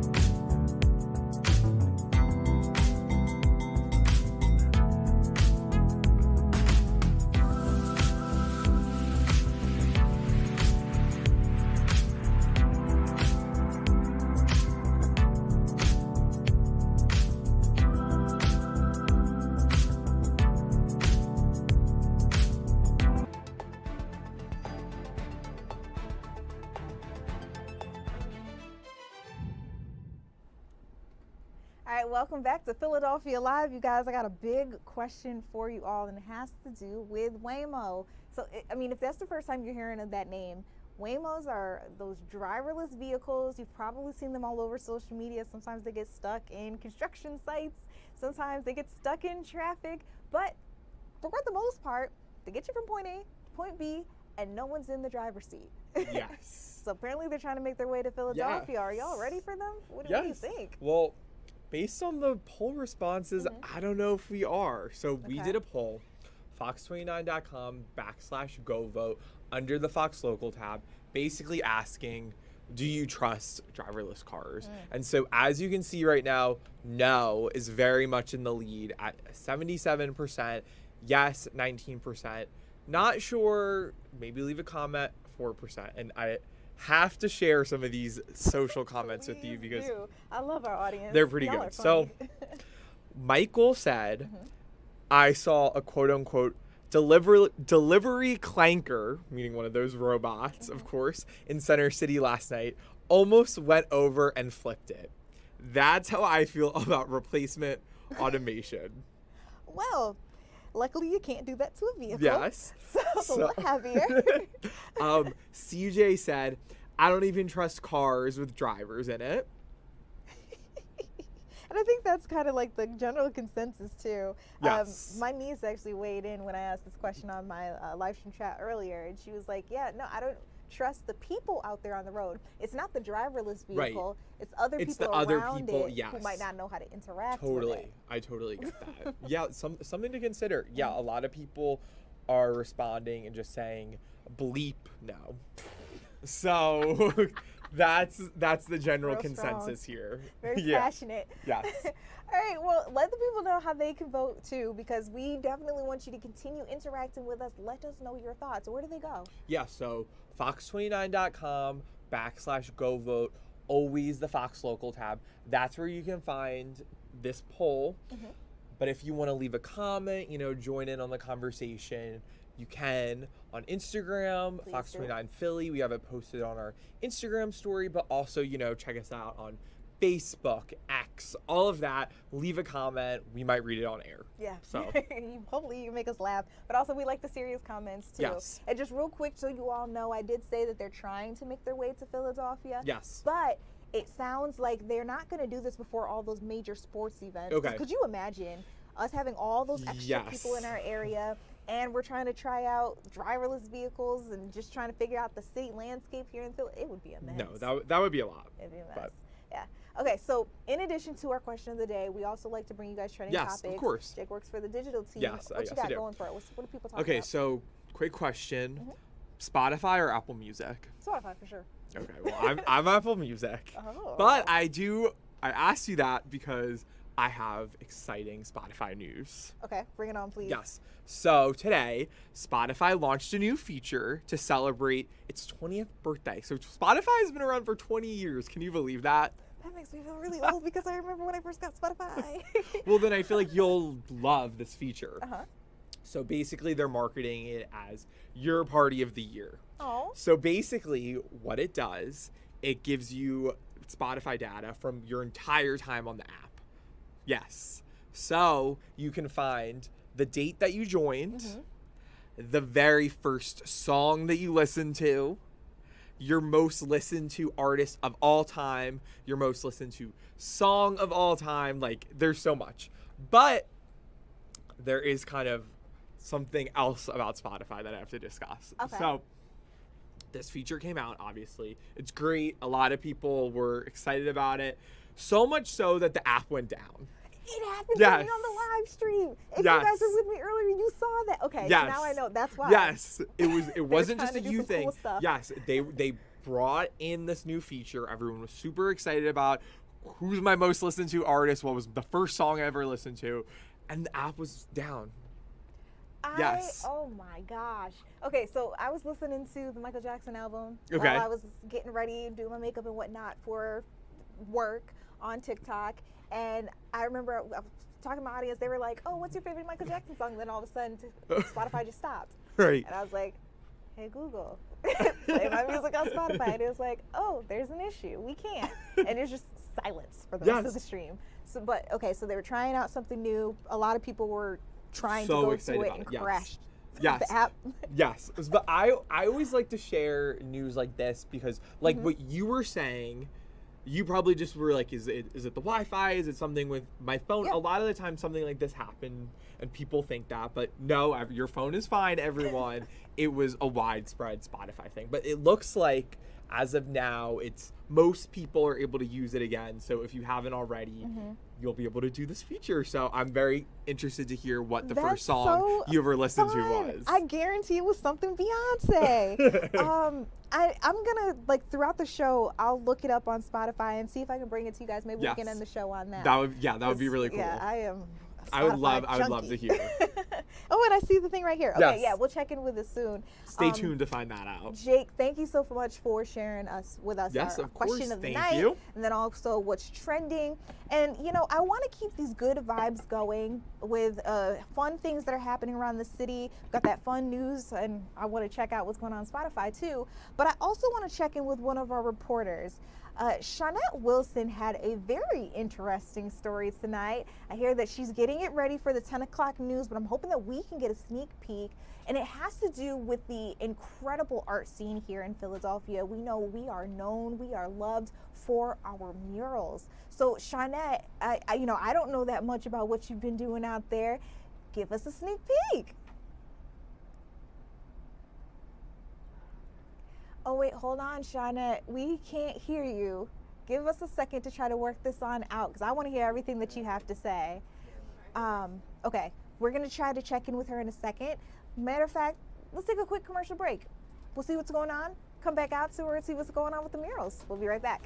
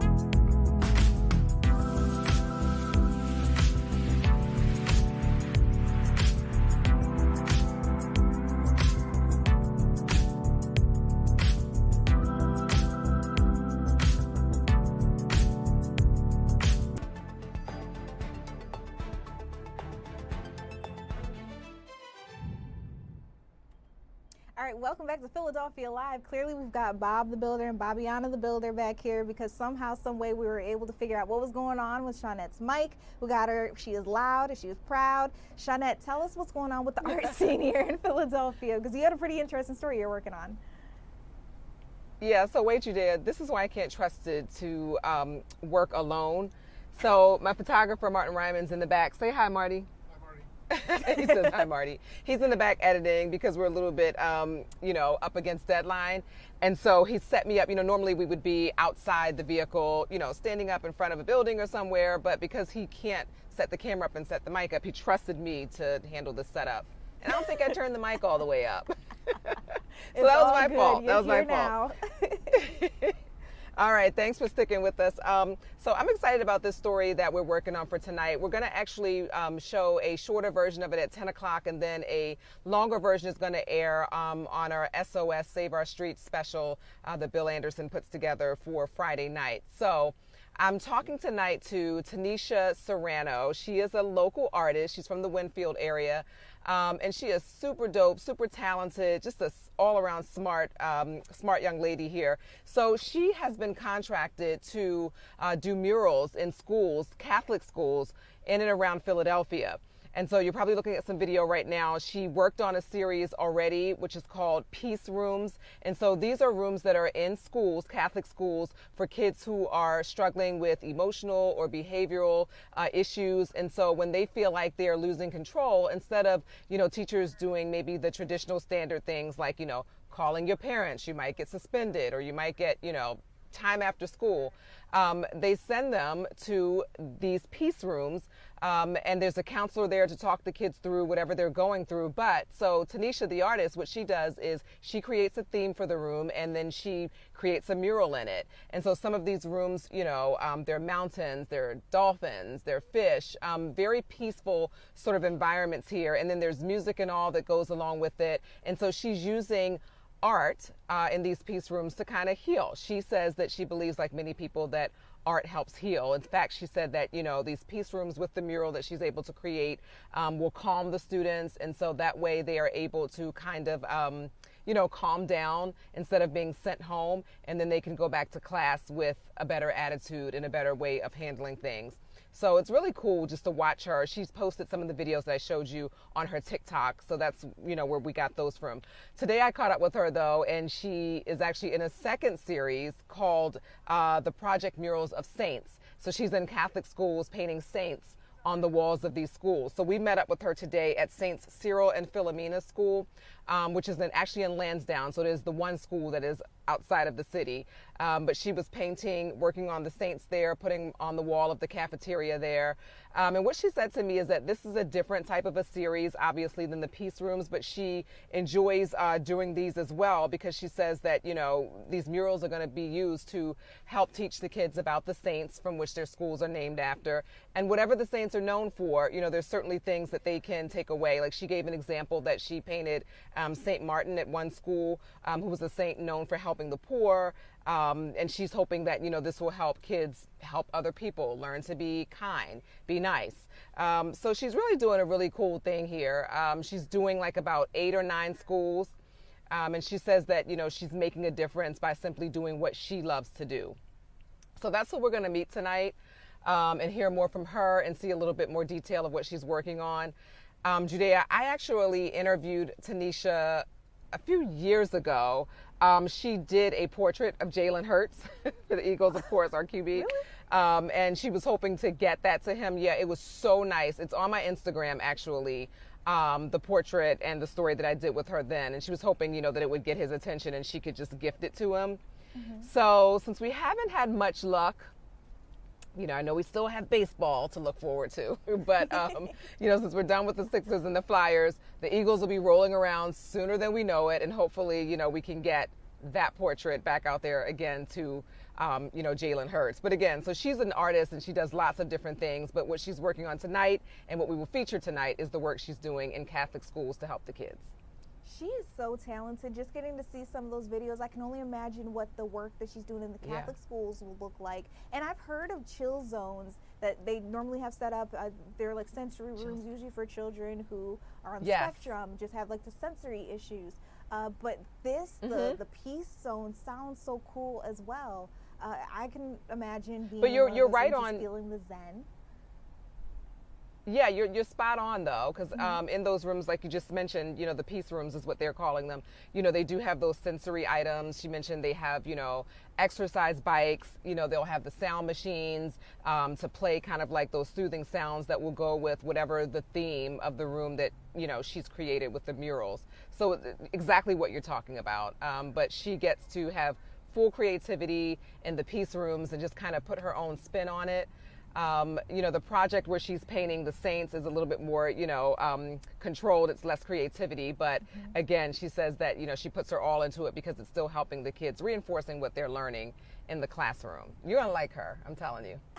Well, I'm looking forward to seeing your piece tonight. 10 o'clock is when we'll see you next. You said that's going to be the short version. If we want to watch the long version, Friday, what time on Friday?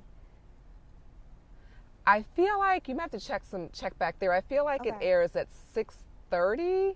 Okay. And then it re-airs again. Well, I talked We'll let you know. Phil every day during his 4 o'clock show. So I'll ask him then, what time can we expect that segment?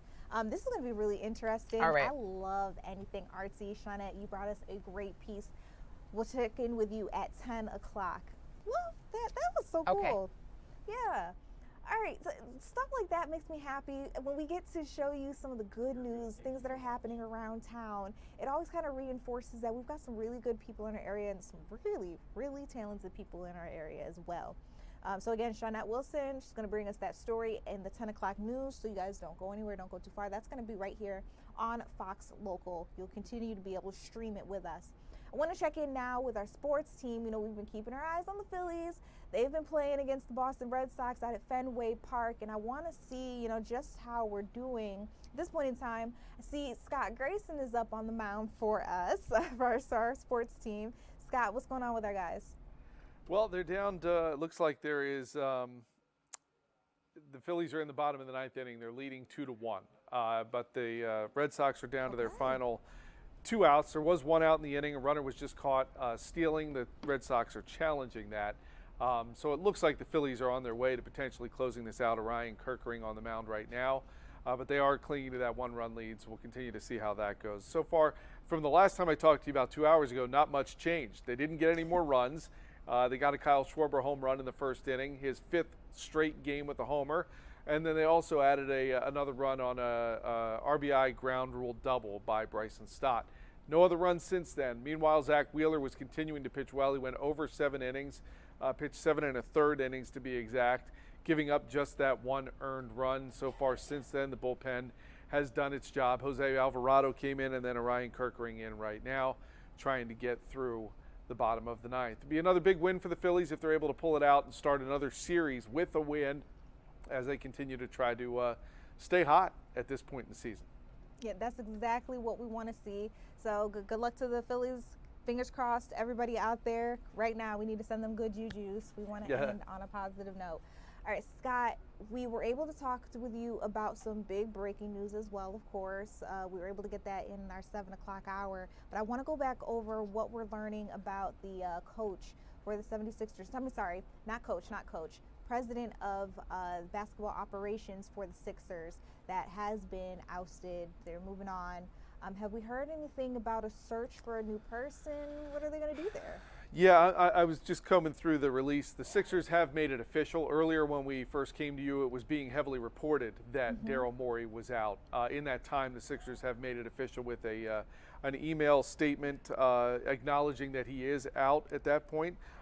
There is going to be a news conference on Thursday at 4 o'clock with the owner of the Sixers, Josh Harris, and Bob Myers, who's the president of sports for Harris's company that runs the team. In here is an interesting statement from Josh Harris. I'll just read it to you. It's, quote, "I have a tremendous amount of respect for Daryl personally and professionally, and I'm grateful for his contributions over the last 6 seasons. After speaking with Daryl, we determined that it was time for a fresh start. Bob Myers will lead the process of identifying a new leader, and I believe his experience in constructing 4 NBA championship teams will be a valuable resource to our organization." So Bob Myers is, I was reading about him. He is a 2-time NBA Executive of the Year who constructed the Golden State Warriors dynasty that won NBA championships in 2015, 17, 18, and 22. That is what the Sixers have posted up tonight, thanking Daryl Morey for his 6 years with the team. Hired in 2020, had some controversial things along the way, built the roster that is what it is now today. Back in 2024, he awarded almost $400 million in contracts to Paul George and Joel Embiid together. That was it. And those 2 contracts right now are really hamstringing the team from being able to do a whole lot more to really help build a more well-rounded roster that might have been able to do a better job against the Knicks in the second round of the playoffs. So that's where we are. There will be a news conference on Thursday. It'll be interesting hearing from not just Josh Harris, but I think more importantly from Bob Myers as to what they're going to do here. There are a lot of reports coming out that head coach Nick Nurse is safe, that it looks like they're going to keep him on. So I'm sure we'll find out about that for sure, certainly on Thursday, about whether or not Nick Nurse is in fact going to remain the head coach or whether that is something that is open to something that will be decided by the man who replaces Daryl, man or woman, I should say, that replaces Daryl Morey. Hey, wouldn't it be something if we did get a lady in there? The female coaches have been doing it big, so I mean, hey, it could happen. Okay, you said Thursday around 4:30, maybe that'll happen. So that would be Bill Anderson's behind the news that you guys will be able to watch that in. And then of course we'll try to bring that out to you also here on Philadelphia Live if you guys are interested in streaming that. Scott, there's another thing that I want to talk to you about too. So we talked about the Phillies, we talked about the Sixers. I want to get the Flyers in there as well because I did hear that there was a really interesting big piece of news that came out. Owen, one of the players, admitted that he was going through some medical issues during one of the last couple of games. What's going on there? Yeah, so what happened was, as everybody remembers, the Flyers and all the excitement that it came with it in overtime closed out the Penguins in Game 6 of that first round series. We never saw Owen Tippett play again after that.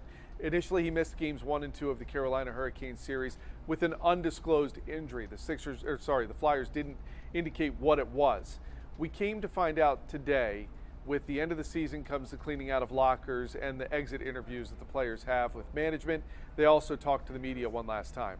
We heard from Owen Tippett that he was suffered from internal bleeding, and that is what led to, yes, thank you. Phillies, in fact, did close out the Red Sox 2-1, the final score. So Marcus walked over and gave me that info. So Owen Tippett had internal bleeding, and that is what kept him out of the lineup. I know there was some criticism wondering, we thought he might be back for Game 3. He was not able to get back in time for that. Internal bleeding, something obviously pretty serious, and they were not able to get him. He was skating. They were trying to get him up and ready, but he couldn't clear the doctors to be able to get back out there and play, and said he didn't really feel completely right himself anyway. So should be back and ready to go for training camp. He also indicated that today. Wow. I'm seeing too that, despite what happened with the end of the season, he said that he was extremely proud for the season that his teammates were able to play in his absence. He thanked everybody for their support, and he said that he was confident in full recovery, which is really great news if you were hoping to see him get back out there and play in, his full glory one day. So, Scott, it's been interesting chatting with you, getting that breaking news, hearing about the Phillies. Again, we just got the final score. He was mentioning there, it is 2-1. We beat the Red Sox. Of course we did. Of course we did. Let me just point out, Jade, if you look at the number to look at, right under the Phillies team name there, that's their record. They're now 20-22. They, in a rather short period of time, have almost gotten back to 500. They were, I believe, 10 games under 500 not that long ago. So 500 is a mark you want to get to. Once you get there, then you start looking to obviously go above 500 and start chipping into the Atlanta Braves lead at that point. But the Phillies, we're here at the middle of May, and they're right back to about 500. 42 games into the season. There's still over 100 games remaining. So this team has put itself back into the conversation, in my opinion. Okay. Yeah, we sure did. It's not over until the Phillies say it's over. Thank you so much for giving us everything here on Everything Sports, All Things Sports. Scott, it's been great chatting with you. You guys, we're going to take a quick step back. When we come back, though, I want to give you your meteorological report with Kathy Orr. She's going to be talking to us about how the weather is today and what we can expect for the week ahead.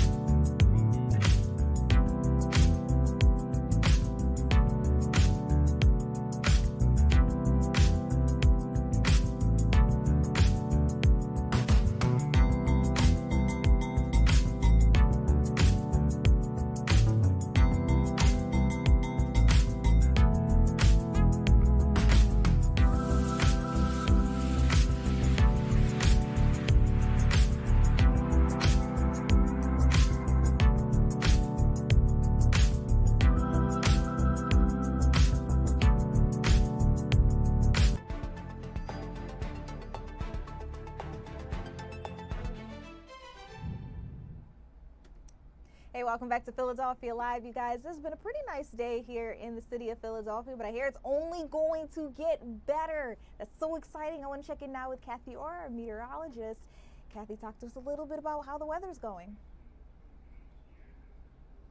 Right, it's comfortable. There aren't any weather issues. We are going to have some rain, but that's the only thing that really stands in between us and a really nice end of the week and weekend. So, Judea, let's take a look at the radar. We do have a front that's coming our way, and it does have some moisture. It's not a lot of rain. We need the rain, and we're not going to have as much as we need to get out of any type of rain deficit. So we do have that front that will be moving through late tomorrow, and as it does, it will be bringing some showers. It's more likely in the afternoon and into the evening, and as you can see, it's closing in on Erie, Pennsylvania. It's raining in Cleveland and also Buffalo, New York. So not a lot associated with this. Most of it will go to the north. So if you look at this timing and the probability, the probable rain goes into Wednesday evening and into the overnight. So that's when we're most likely to see consistent showers. So most of the day rain free. It will be pretty nice. Right now, temperatures mainly in the 60s for Philadelphia, Northeast Philadelphia, 59 degrees in Westchester, and Wilmington at 58. Overnight lows in the 50s, so that cloud cover really helping to keep the temperatures up, and you can see the average low being 53 for this time of year. Wednesday, 70% chance of showers, especially late, as we mentioned, and then Thursday, the early morning hours. So both days are looking better as we get closer. So for tomorrow, look at temperatures to start off in the 50s, rise into the 70s by noon, and by the afternoon, it's pretty pleasant. Then we see the showers move in evening and into the night if you have anything planned for Wednesday night. As we go hour by hour, you can see 2 o'clock, 3 o'clock, 4 o'clock, some showers, that kind of fades. The main event comes in late tomorrow night. Right around this time, we'll be talking about it as a line of showers and potential thunderstorms with that front. So when we look at the 7-day forecast, you can see tomorrow we're looking at temperatures in the 70s. Of course, then we see temperatures back in the 60s. You see that golf ball on the 7-day forecast because the PGA is in town. So cool for the session on Thursday. Friday for the players, comfortable at 71. Saturday, warmer. And then by Sunday, for the finals, we're looking at temperatures heating up around 90. And then 93 next Monday. Tuesday, 93. So potentially our first heat wave of the season. And that's pretty early. This is before Memorial Day weekend. And Judea, you know I love the 10-day trend. And when you look at this trend, temperatures peak. Wednesday, it's 89. Thursday, it's 79. And Friday, it's 77. That Friday is the start of the Memorial Day holiday weekend. I'm not mad at 77 degrees. That's perfect weather to throw something on the grill. Yes, it is. I was going to say, how do you spend your Memorial Days? Are you going out and about? Do you like to stay in the house, cooking out? What does it look like for you? Typically, it is cooking out. Yeah, like with friends and family. That's the typical holiday weekend. And a lot of times it's been down the shore, but those shore weekends are never a slam dunk. 4th of July is usually nice, Labor Day typically, but as we're transitioning from spring into summer, you never know what you're going to get. So this is a good sign that we're going to start on a good note. Okay, good to hear. My niece's birthday usually falls on Memorial Day weekend. Now, in this case, she's actually the weekend after, so you know, we'll see what it's like for her birthday as well. But this weekend looks pretty dang This weekend's good. going to be great. Yeah. All right, thank you so much, Kathy. This has been fun getting to chat with you and learn a little bit more about how our weather forecast is going. For those of you who are out there streaming with me, we are keeping up to date with some of our breaking news of the day. We're going to take a quick step back, but when we come back, I want to touch base with Alex George. She's been learning more about this quadruple shooting right here in the city of Philadelphia. We'll get to it when we come back.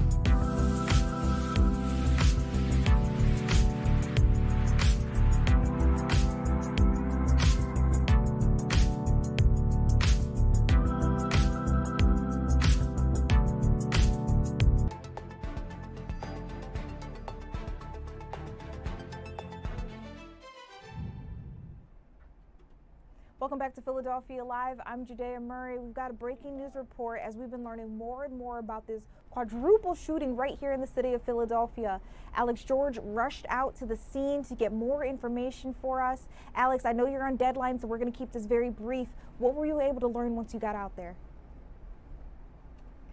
Well, this is an ever-evolving situation, as a lot of our breaking news scenes are here in Philadelphia. But when we got out to the scene in West Philadelphia, we were told that this is a quadruple shooting, as you said. Now, when police arrived on scene, they transported one of those victims to the hospital. The other three followed, later going all to Presbyterian Hospital. We do have some sound from someone who was right there when the shooting happened, as well as police. Take a listen. I just heard some shots and come outside and my car shot up, windows shot up, bullets in my car. I don't know really what happened because I just walked in the door. Just after 5 p.m., 16th District Police responded to several 911 calls, report of gunshots, report of a shooting in the 1200 block of 42nd Street. When police initially arrived on location, they found one victim, a 45-year-old male shot in the side of his torso.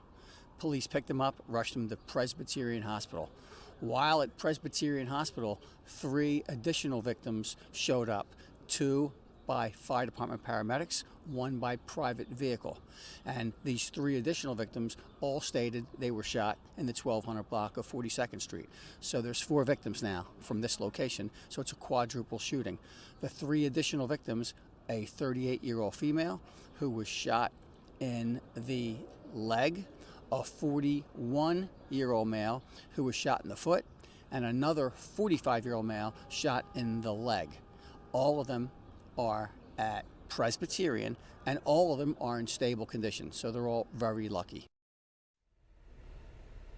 Now, Philadelphia police also tell us that they found a 4-inch folding blade near the ballistic evidence at this crime scene. And they said they don't know how that knife fits into this narrative just yet, but they said it was too close in proximity to the blood evidence and the ballistic evidence. It has to be taken into evidence and then examined. But that is all that we know right now. They said they were hoping that there would be a witness. You could see in footage that we'll show you coming up later tonight, there's a folding table with concession snacks. Now, they were hoping the person sort of manning that table would be able to be a witness, but they were actually away from the table at the time, and they were looking for more people to give them more information. And of course, as we'll tell you coming up in a little bit, they are going to be looking at ring camera footage, and there were what we call here in Philadelphia real-time cameras above, but unfortunately that view was eclipsed a little bit by a tree, and they said the real-time camera only shows a group of people running away from the scene and didn't answer all their questions. So they're hoping for some of that ring camera footage to be able to put some pieces together. Alex, thank you so much for giving us what you could from this scene. I'm going to let you get back to getting your story together. Again, you guys will be able to see her live in the 10 o'clock news. She'll be able to bring you more of that breaking news, and as she mentioned, some video as well to support this.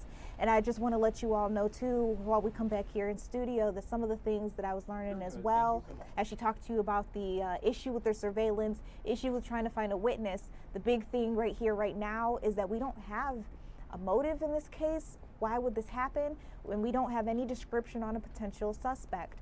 So they're hoping someone out there, as Alex mentioned, someone out there hopefully has doorbell camera footage or something that will be able to show them, point them in some direction of who may have done this and what was going on when that situation unfolded.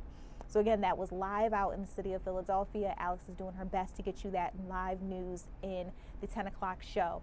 Now, earlier today, it was a showdown. There was a Senate hearing.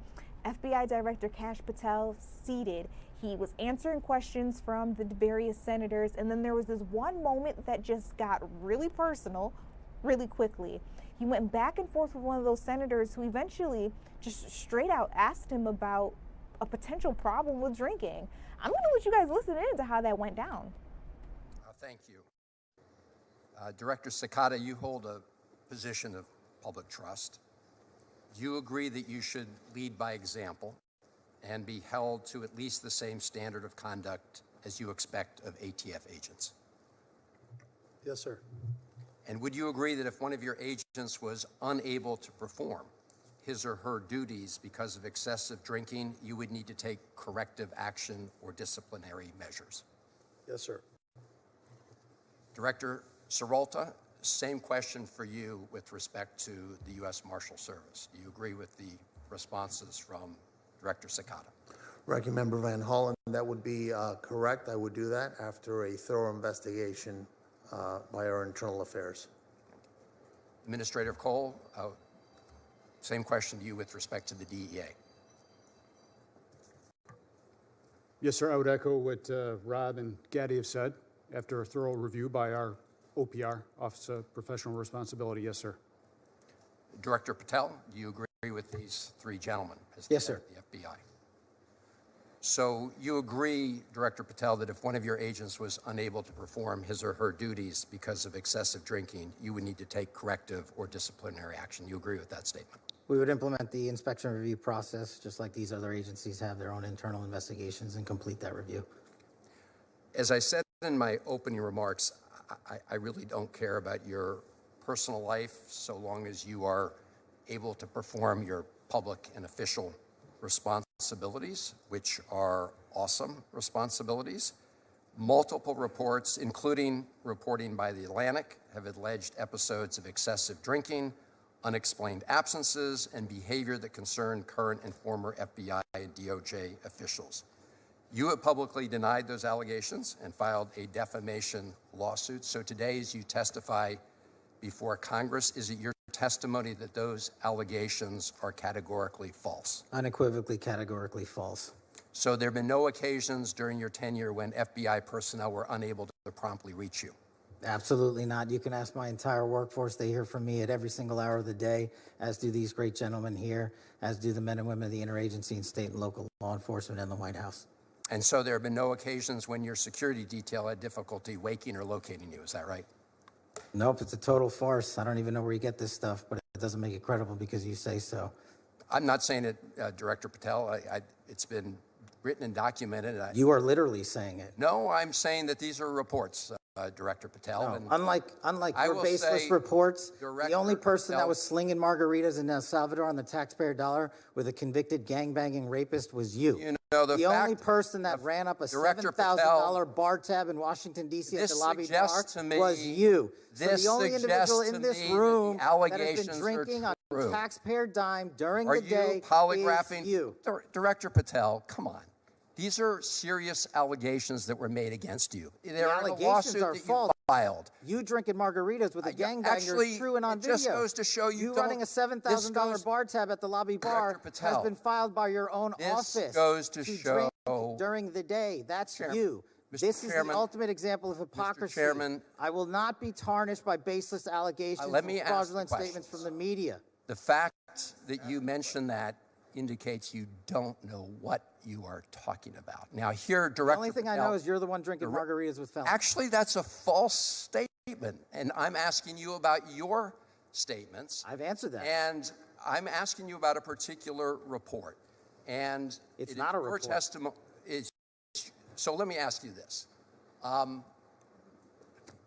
you willing to take the test, it's called the audit test, that members of our active duty military and others take to determine whether they have a drinking problem? I'll take any test you're willing to take. I will take it, Director Patel. I'll take it. You ready to take it? Let's go. Yes or no? Let's go. Side by side. I'll take it. All right. I think that the fact that you're so... Have you ordered polygraph tests of members of your team to determine how that story came about? The FBI conducts polygraph tests all the time. No, have you ordered polygraph tests for members of your team to determine who was the source of the stories that I'm asking you about? I don't order any polygraph tests. There's an internal inspection review process for any and all leaks, especially of baseless information at the FBI, that's been in place for the last 30 years. Those processes are followed by career intelligence and agents on the ground. So I'll take that as a yes, since you said that these were unauthorized disclosures. I have another round of questioning regarding your firing people who were important to gathering intelligence with respect to Iran, but I'll wait for my second round. Thank you, Chairman. Yeah, it got really real. So that was that Senate hearing that I let you guys listen into. That was just one moment during the full briefing that I would like to say probably took a couple of hours there. It was a lot of different senators grilling not only Kash Patel. Earlier in the day, Pete Hegseth also sat alongside Dan Kane. They were asked questions about the Iran war, the cost and the spending. So, you know, it was just a full day of a lot of Q&A, and at times it got really testy, like you just saw there between the two of them, Senator Van Hollen and FBI Director Kash Patel.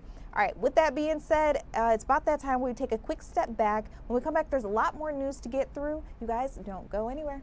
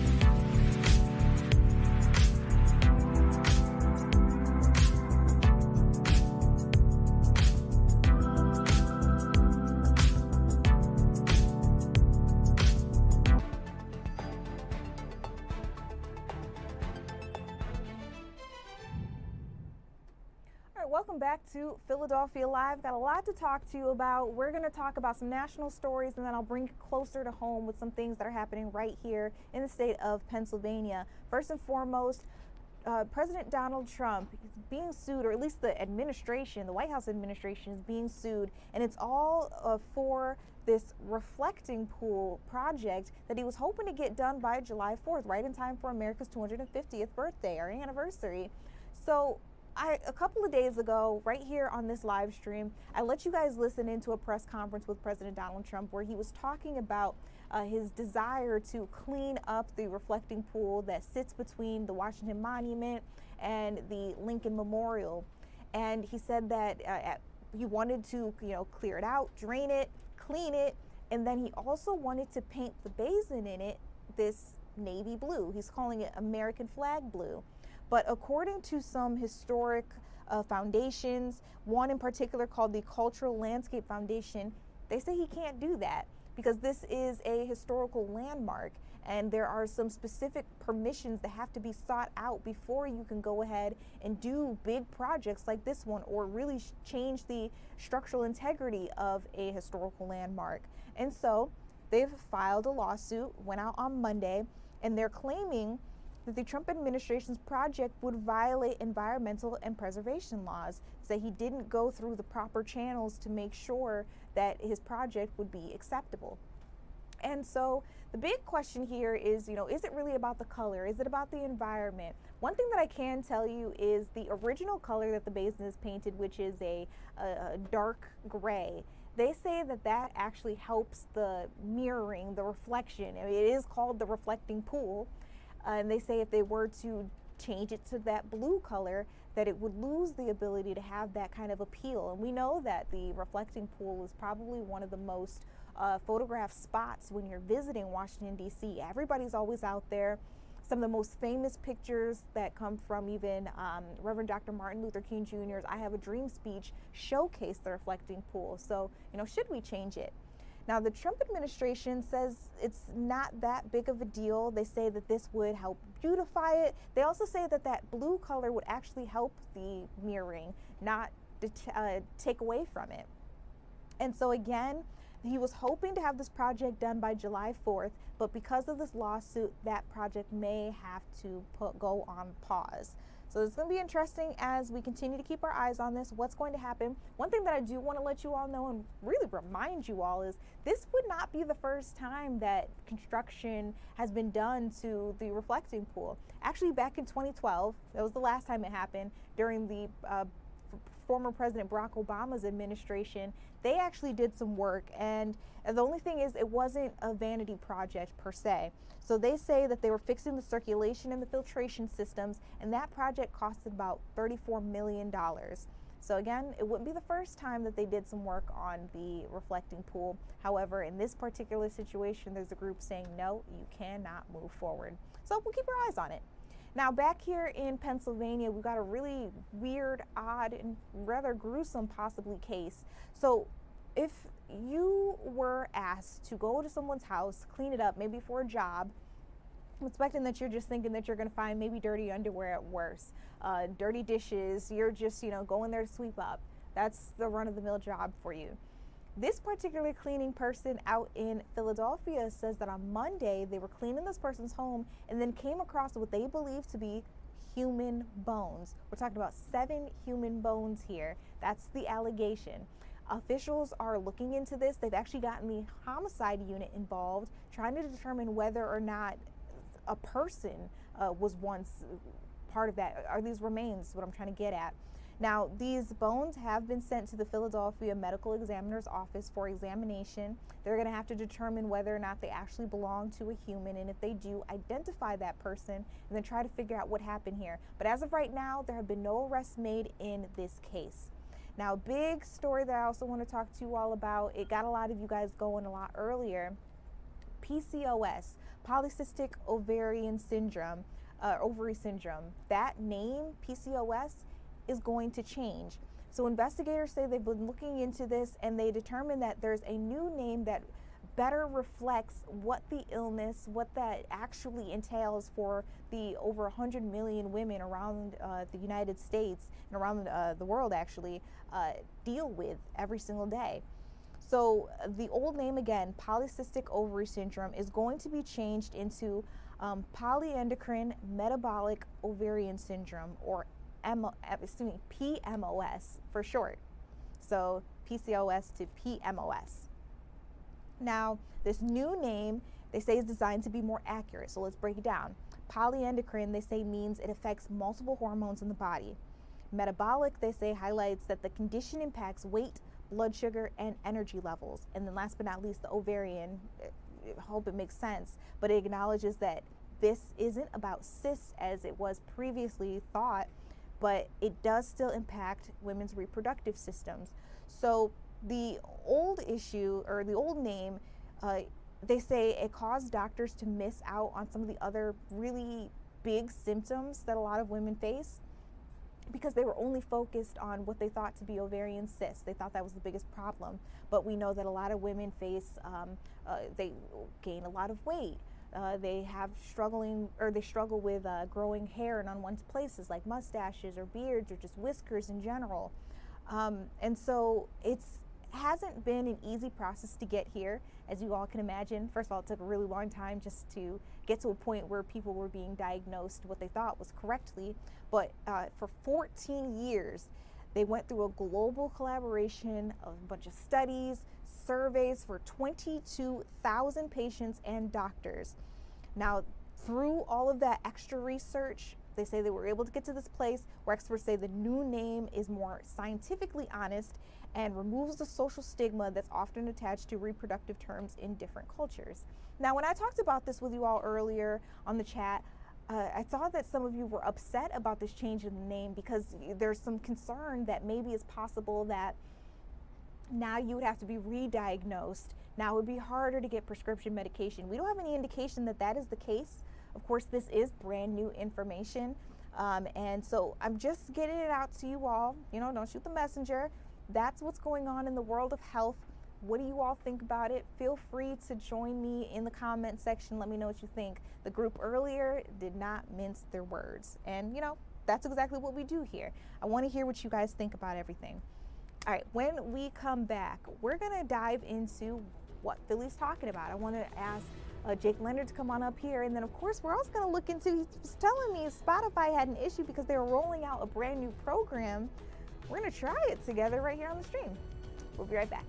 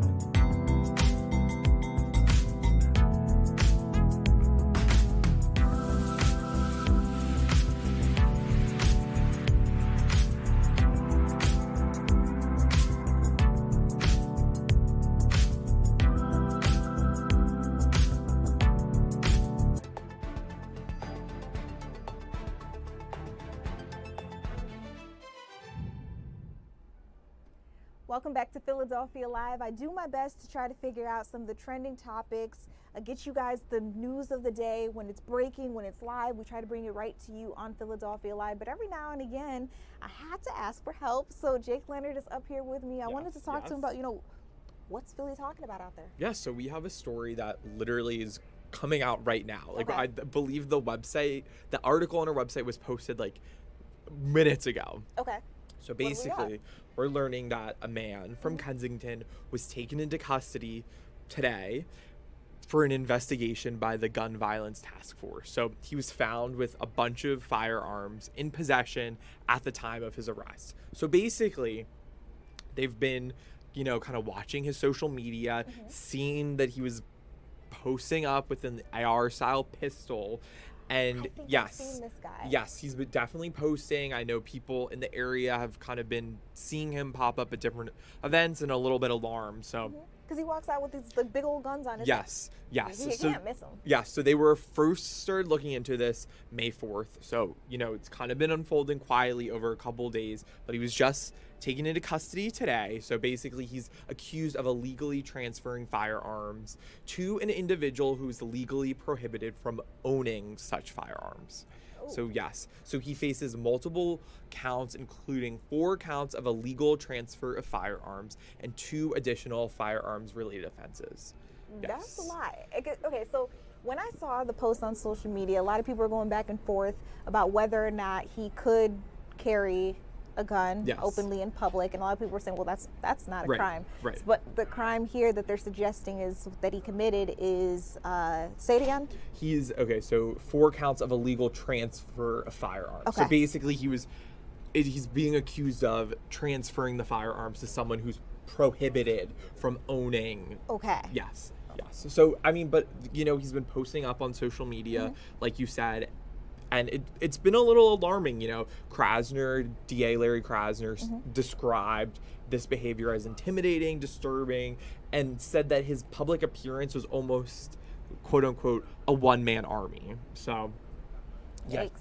Okay. Well, we'll be keeping up with that. Yes. Because, again, this is probably somebody you guys have been seeing Yes. around. And again, these are allegations, they're accusations. Yes. He's going to have his day in court or whatever to Yes. figure out whether or not he's guilty. Yes, 'cause But he was right just now, these taken are into the custody. Yes. So, yeah, fresh story. Fox29.com. Yes. Also, the free Fox Local app. Yes. So we'll keep you updated as we learn more. Okay. Real quick, we were talking about trending stories a little earlier. One of the biggest ones was a lot of people were asking, is Spotify down earlier today? Okay. Because it yes. crashed on people, right? Yes. It crashed on me. I was on live, and all of a sudden my music, I was listening to Michael Jackson, it stopped. But you told us it was because they were trying to do something cool and it backfired. Yes. Okay. Yes. So basically, to celebrate the 20th anniversary of Spotify, Happy birthday. Yes, happy birthday, Spotify. There's this new feature where you can kind of look at your entire Spotify history. So the first song you listen to, your most listened to artists, the day that you first listened to, I think, like things to that sorts. Okay, and you said that it was available, and Yes. so I went ahead and I checked, and yes, it is available for me. I don't know if it's gonna let me do this. I'm just gonna show you guys real quick before we actually do it together. Let's see if we can get it for you all. I don't think it's gonna focus. Oh, there it we is, go, right there we there, go. right there. Okay, all right, so it's called Your Party of the Year, or Yes. Years, in my case, probably over a decade. Okay, let's go ahead and click on it. Okay, I'm excited and to see what it's gonna pull up for me. Okay, so it has a nice little 20 thing that's opening. I'll tell you guys what we're seeing. The gold wax seal. Yes. All right, Your Party of the Year. Step back in time to celebrate your first listens and all-time hits. Let's begin. Ooh, what a nice little animation of. Ooh. I told you it was gonna be Beyonce. Yes, December 27th. Oh, 2013. That's Okay. my first day on Spotify. Okay, so I got some cake. That was my Okay. first gift. Next gift. You listen to. Okay. 11,778 songs. Make some noise. Woo, woo. Yeah, I listen to a lot of music. Oh, that's John Legend playing now. Okay, next gift. It's 2013. Which song was your first ever listen? Ooh. Ooh. Oh, it was actually Kendrick Lamar. No Makeup, Her Vice. Then The Ambitious Girl, Wale, which I feel just talks about my life. Yes. Drunk in Love, Beyonce Right. and You Jay-Z. called it. And then It Won't Stop, 7th Streeter, Chris Brown. Yeah, that was my song. Oh, and they had it not on Spotify, but on YouTube. They had this acoustic version. Oh. She's saying her heart out. Yeah. Okay, let's continue. Oh, can I continue? Oh, or you have to guess which one was your favorite. Well, I guessed wrong. I accidentally guessed. Your first song was. Oh, okay. So that was the very first one. It Won't Stop by 7th Streeter and Chris Brown was my very first song played on Spotify. From that day, I've listened to it 119 times. Okay. On YouTube, Wow. I'll probably listen to it 1,000 times. Okay, next gift. Your all-time most streamed artist, Drake. That didn't age well. I spent over 20,000 minutes listening to Drake. Wow. How funny is it that that's Meek Mill right now? I though? know. Welcome to Philadelphia. All right, what's the next part? All-time top songs. Okay. That's Egyptian playing right now. Keep the party going with your all-time favorite hits. I can save it to my library. Okay, so now And you I have can little share graphics it. you can share. Yeah. Yes. It's very much, if you guys haven't seen it yet, it's very much in the style of Spotify Wrapped, where it's like Yes. fun graphics, keeping you clicking through, and then at the end you can save them. And share them with everybody, Well- which we know everybody is going to do on their stories. Yes. Oh, that's so funny. Okay, I'm going to share the one that says my first day. You know, it's moments like this that make me wish that I was a Spotify user. Yeah, you're Apple Music, whatever. Well, you know what? You could have said, what's Jay-Z's app called? Tidal. Tidal. Yes. Yeah, you could have said Tidal. I would have thought you were bougie. I did. You know, I did have Tidal for a hot minute because they used to have in New York. They used to have like these Tidal concerts that they would like put together, and I used to go. Fun fact: one year, Beyonce waved at me. So. I'm not worthy. What do you mean?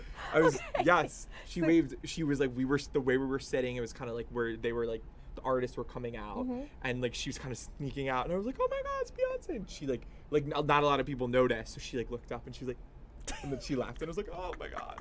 That day, I just want you to know you were chosen by the queen. I know. Wow. I was never the same. Really wasn't.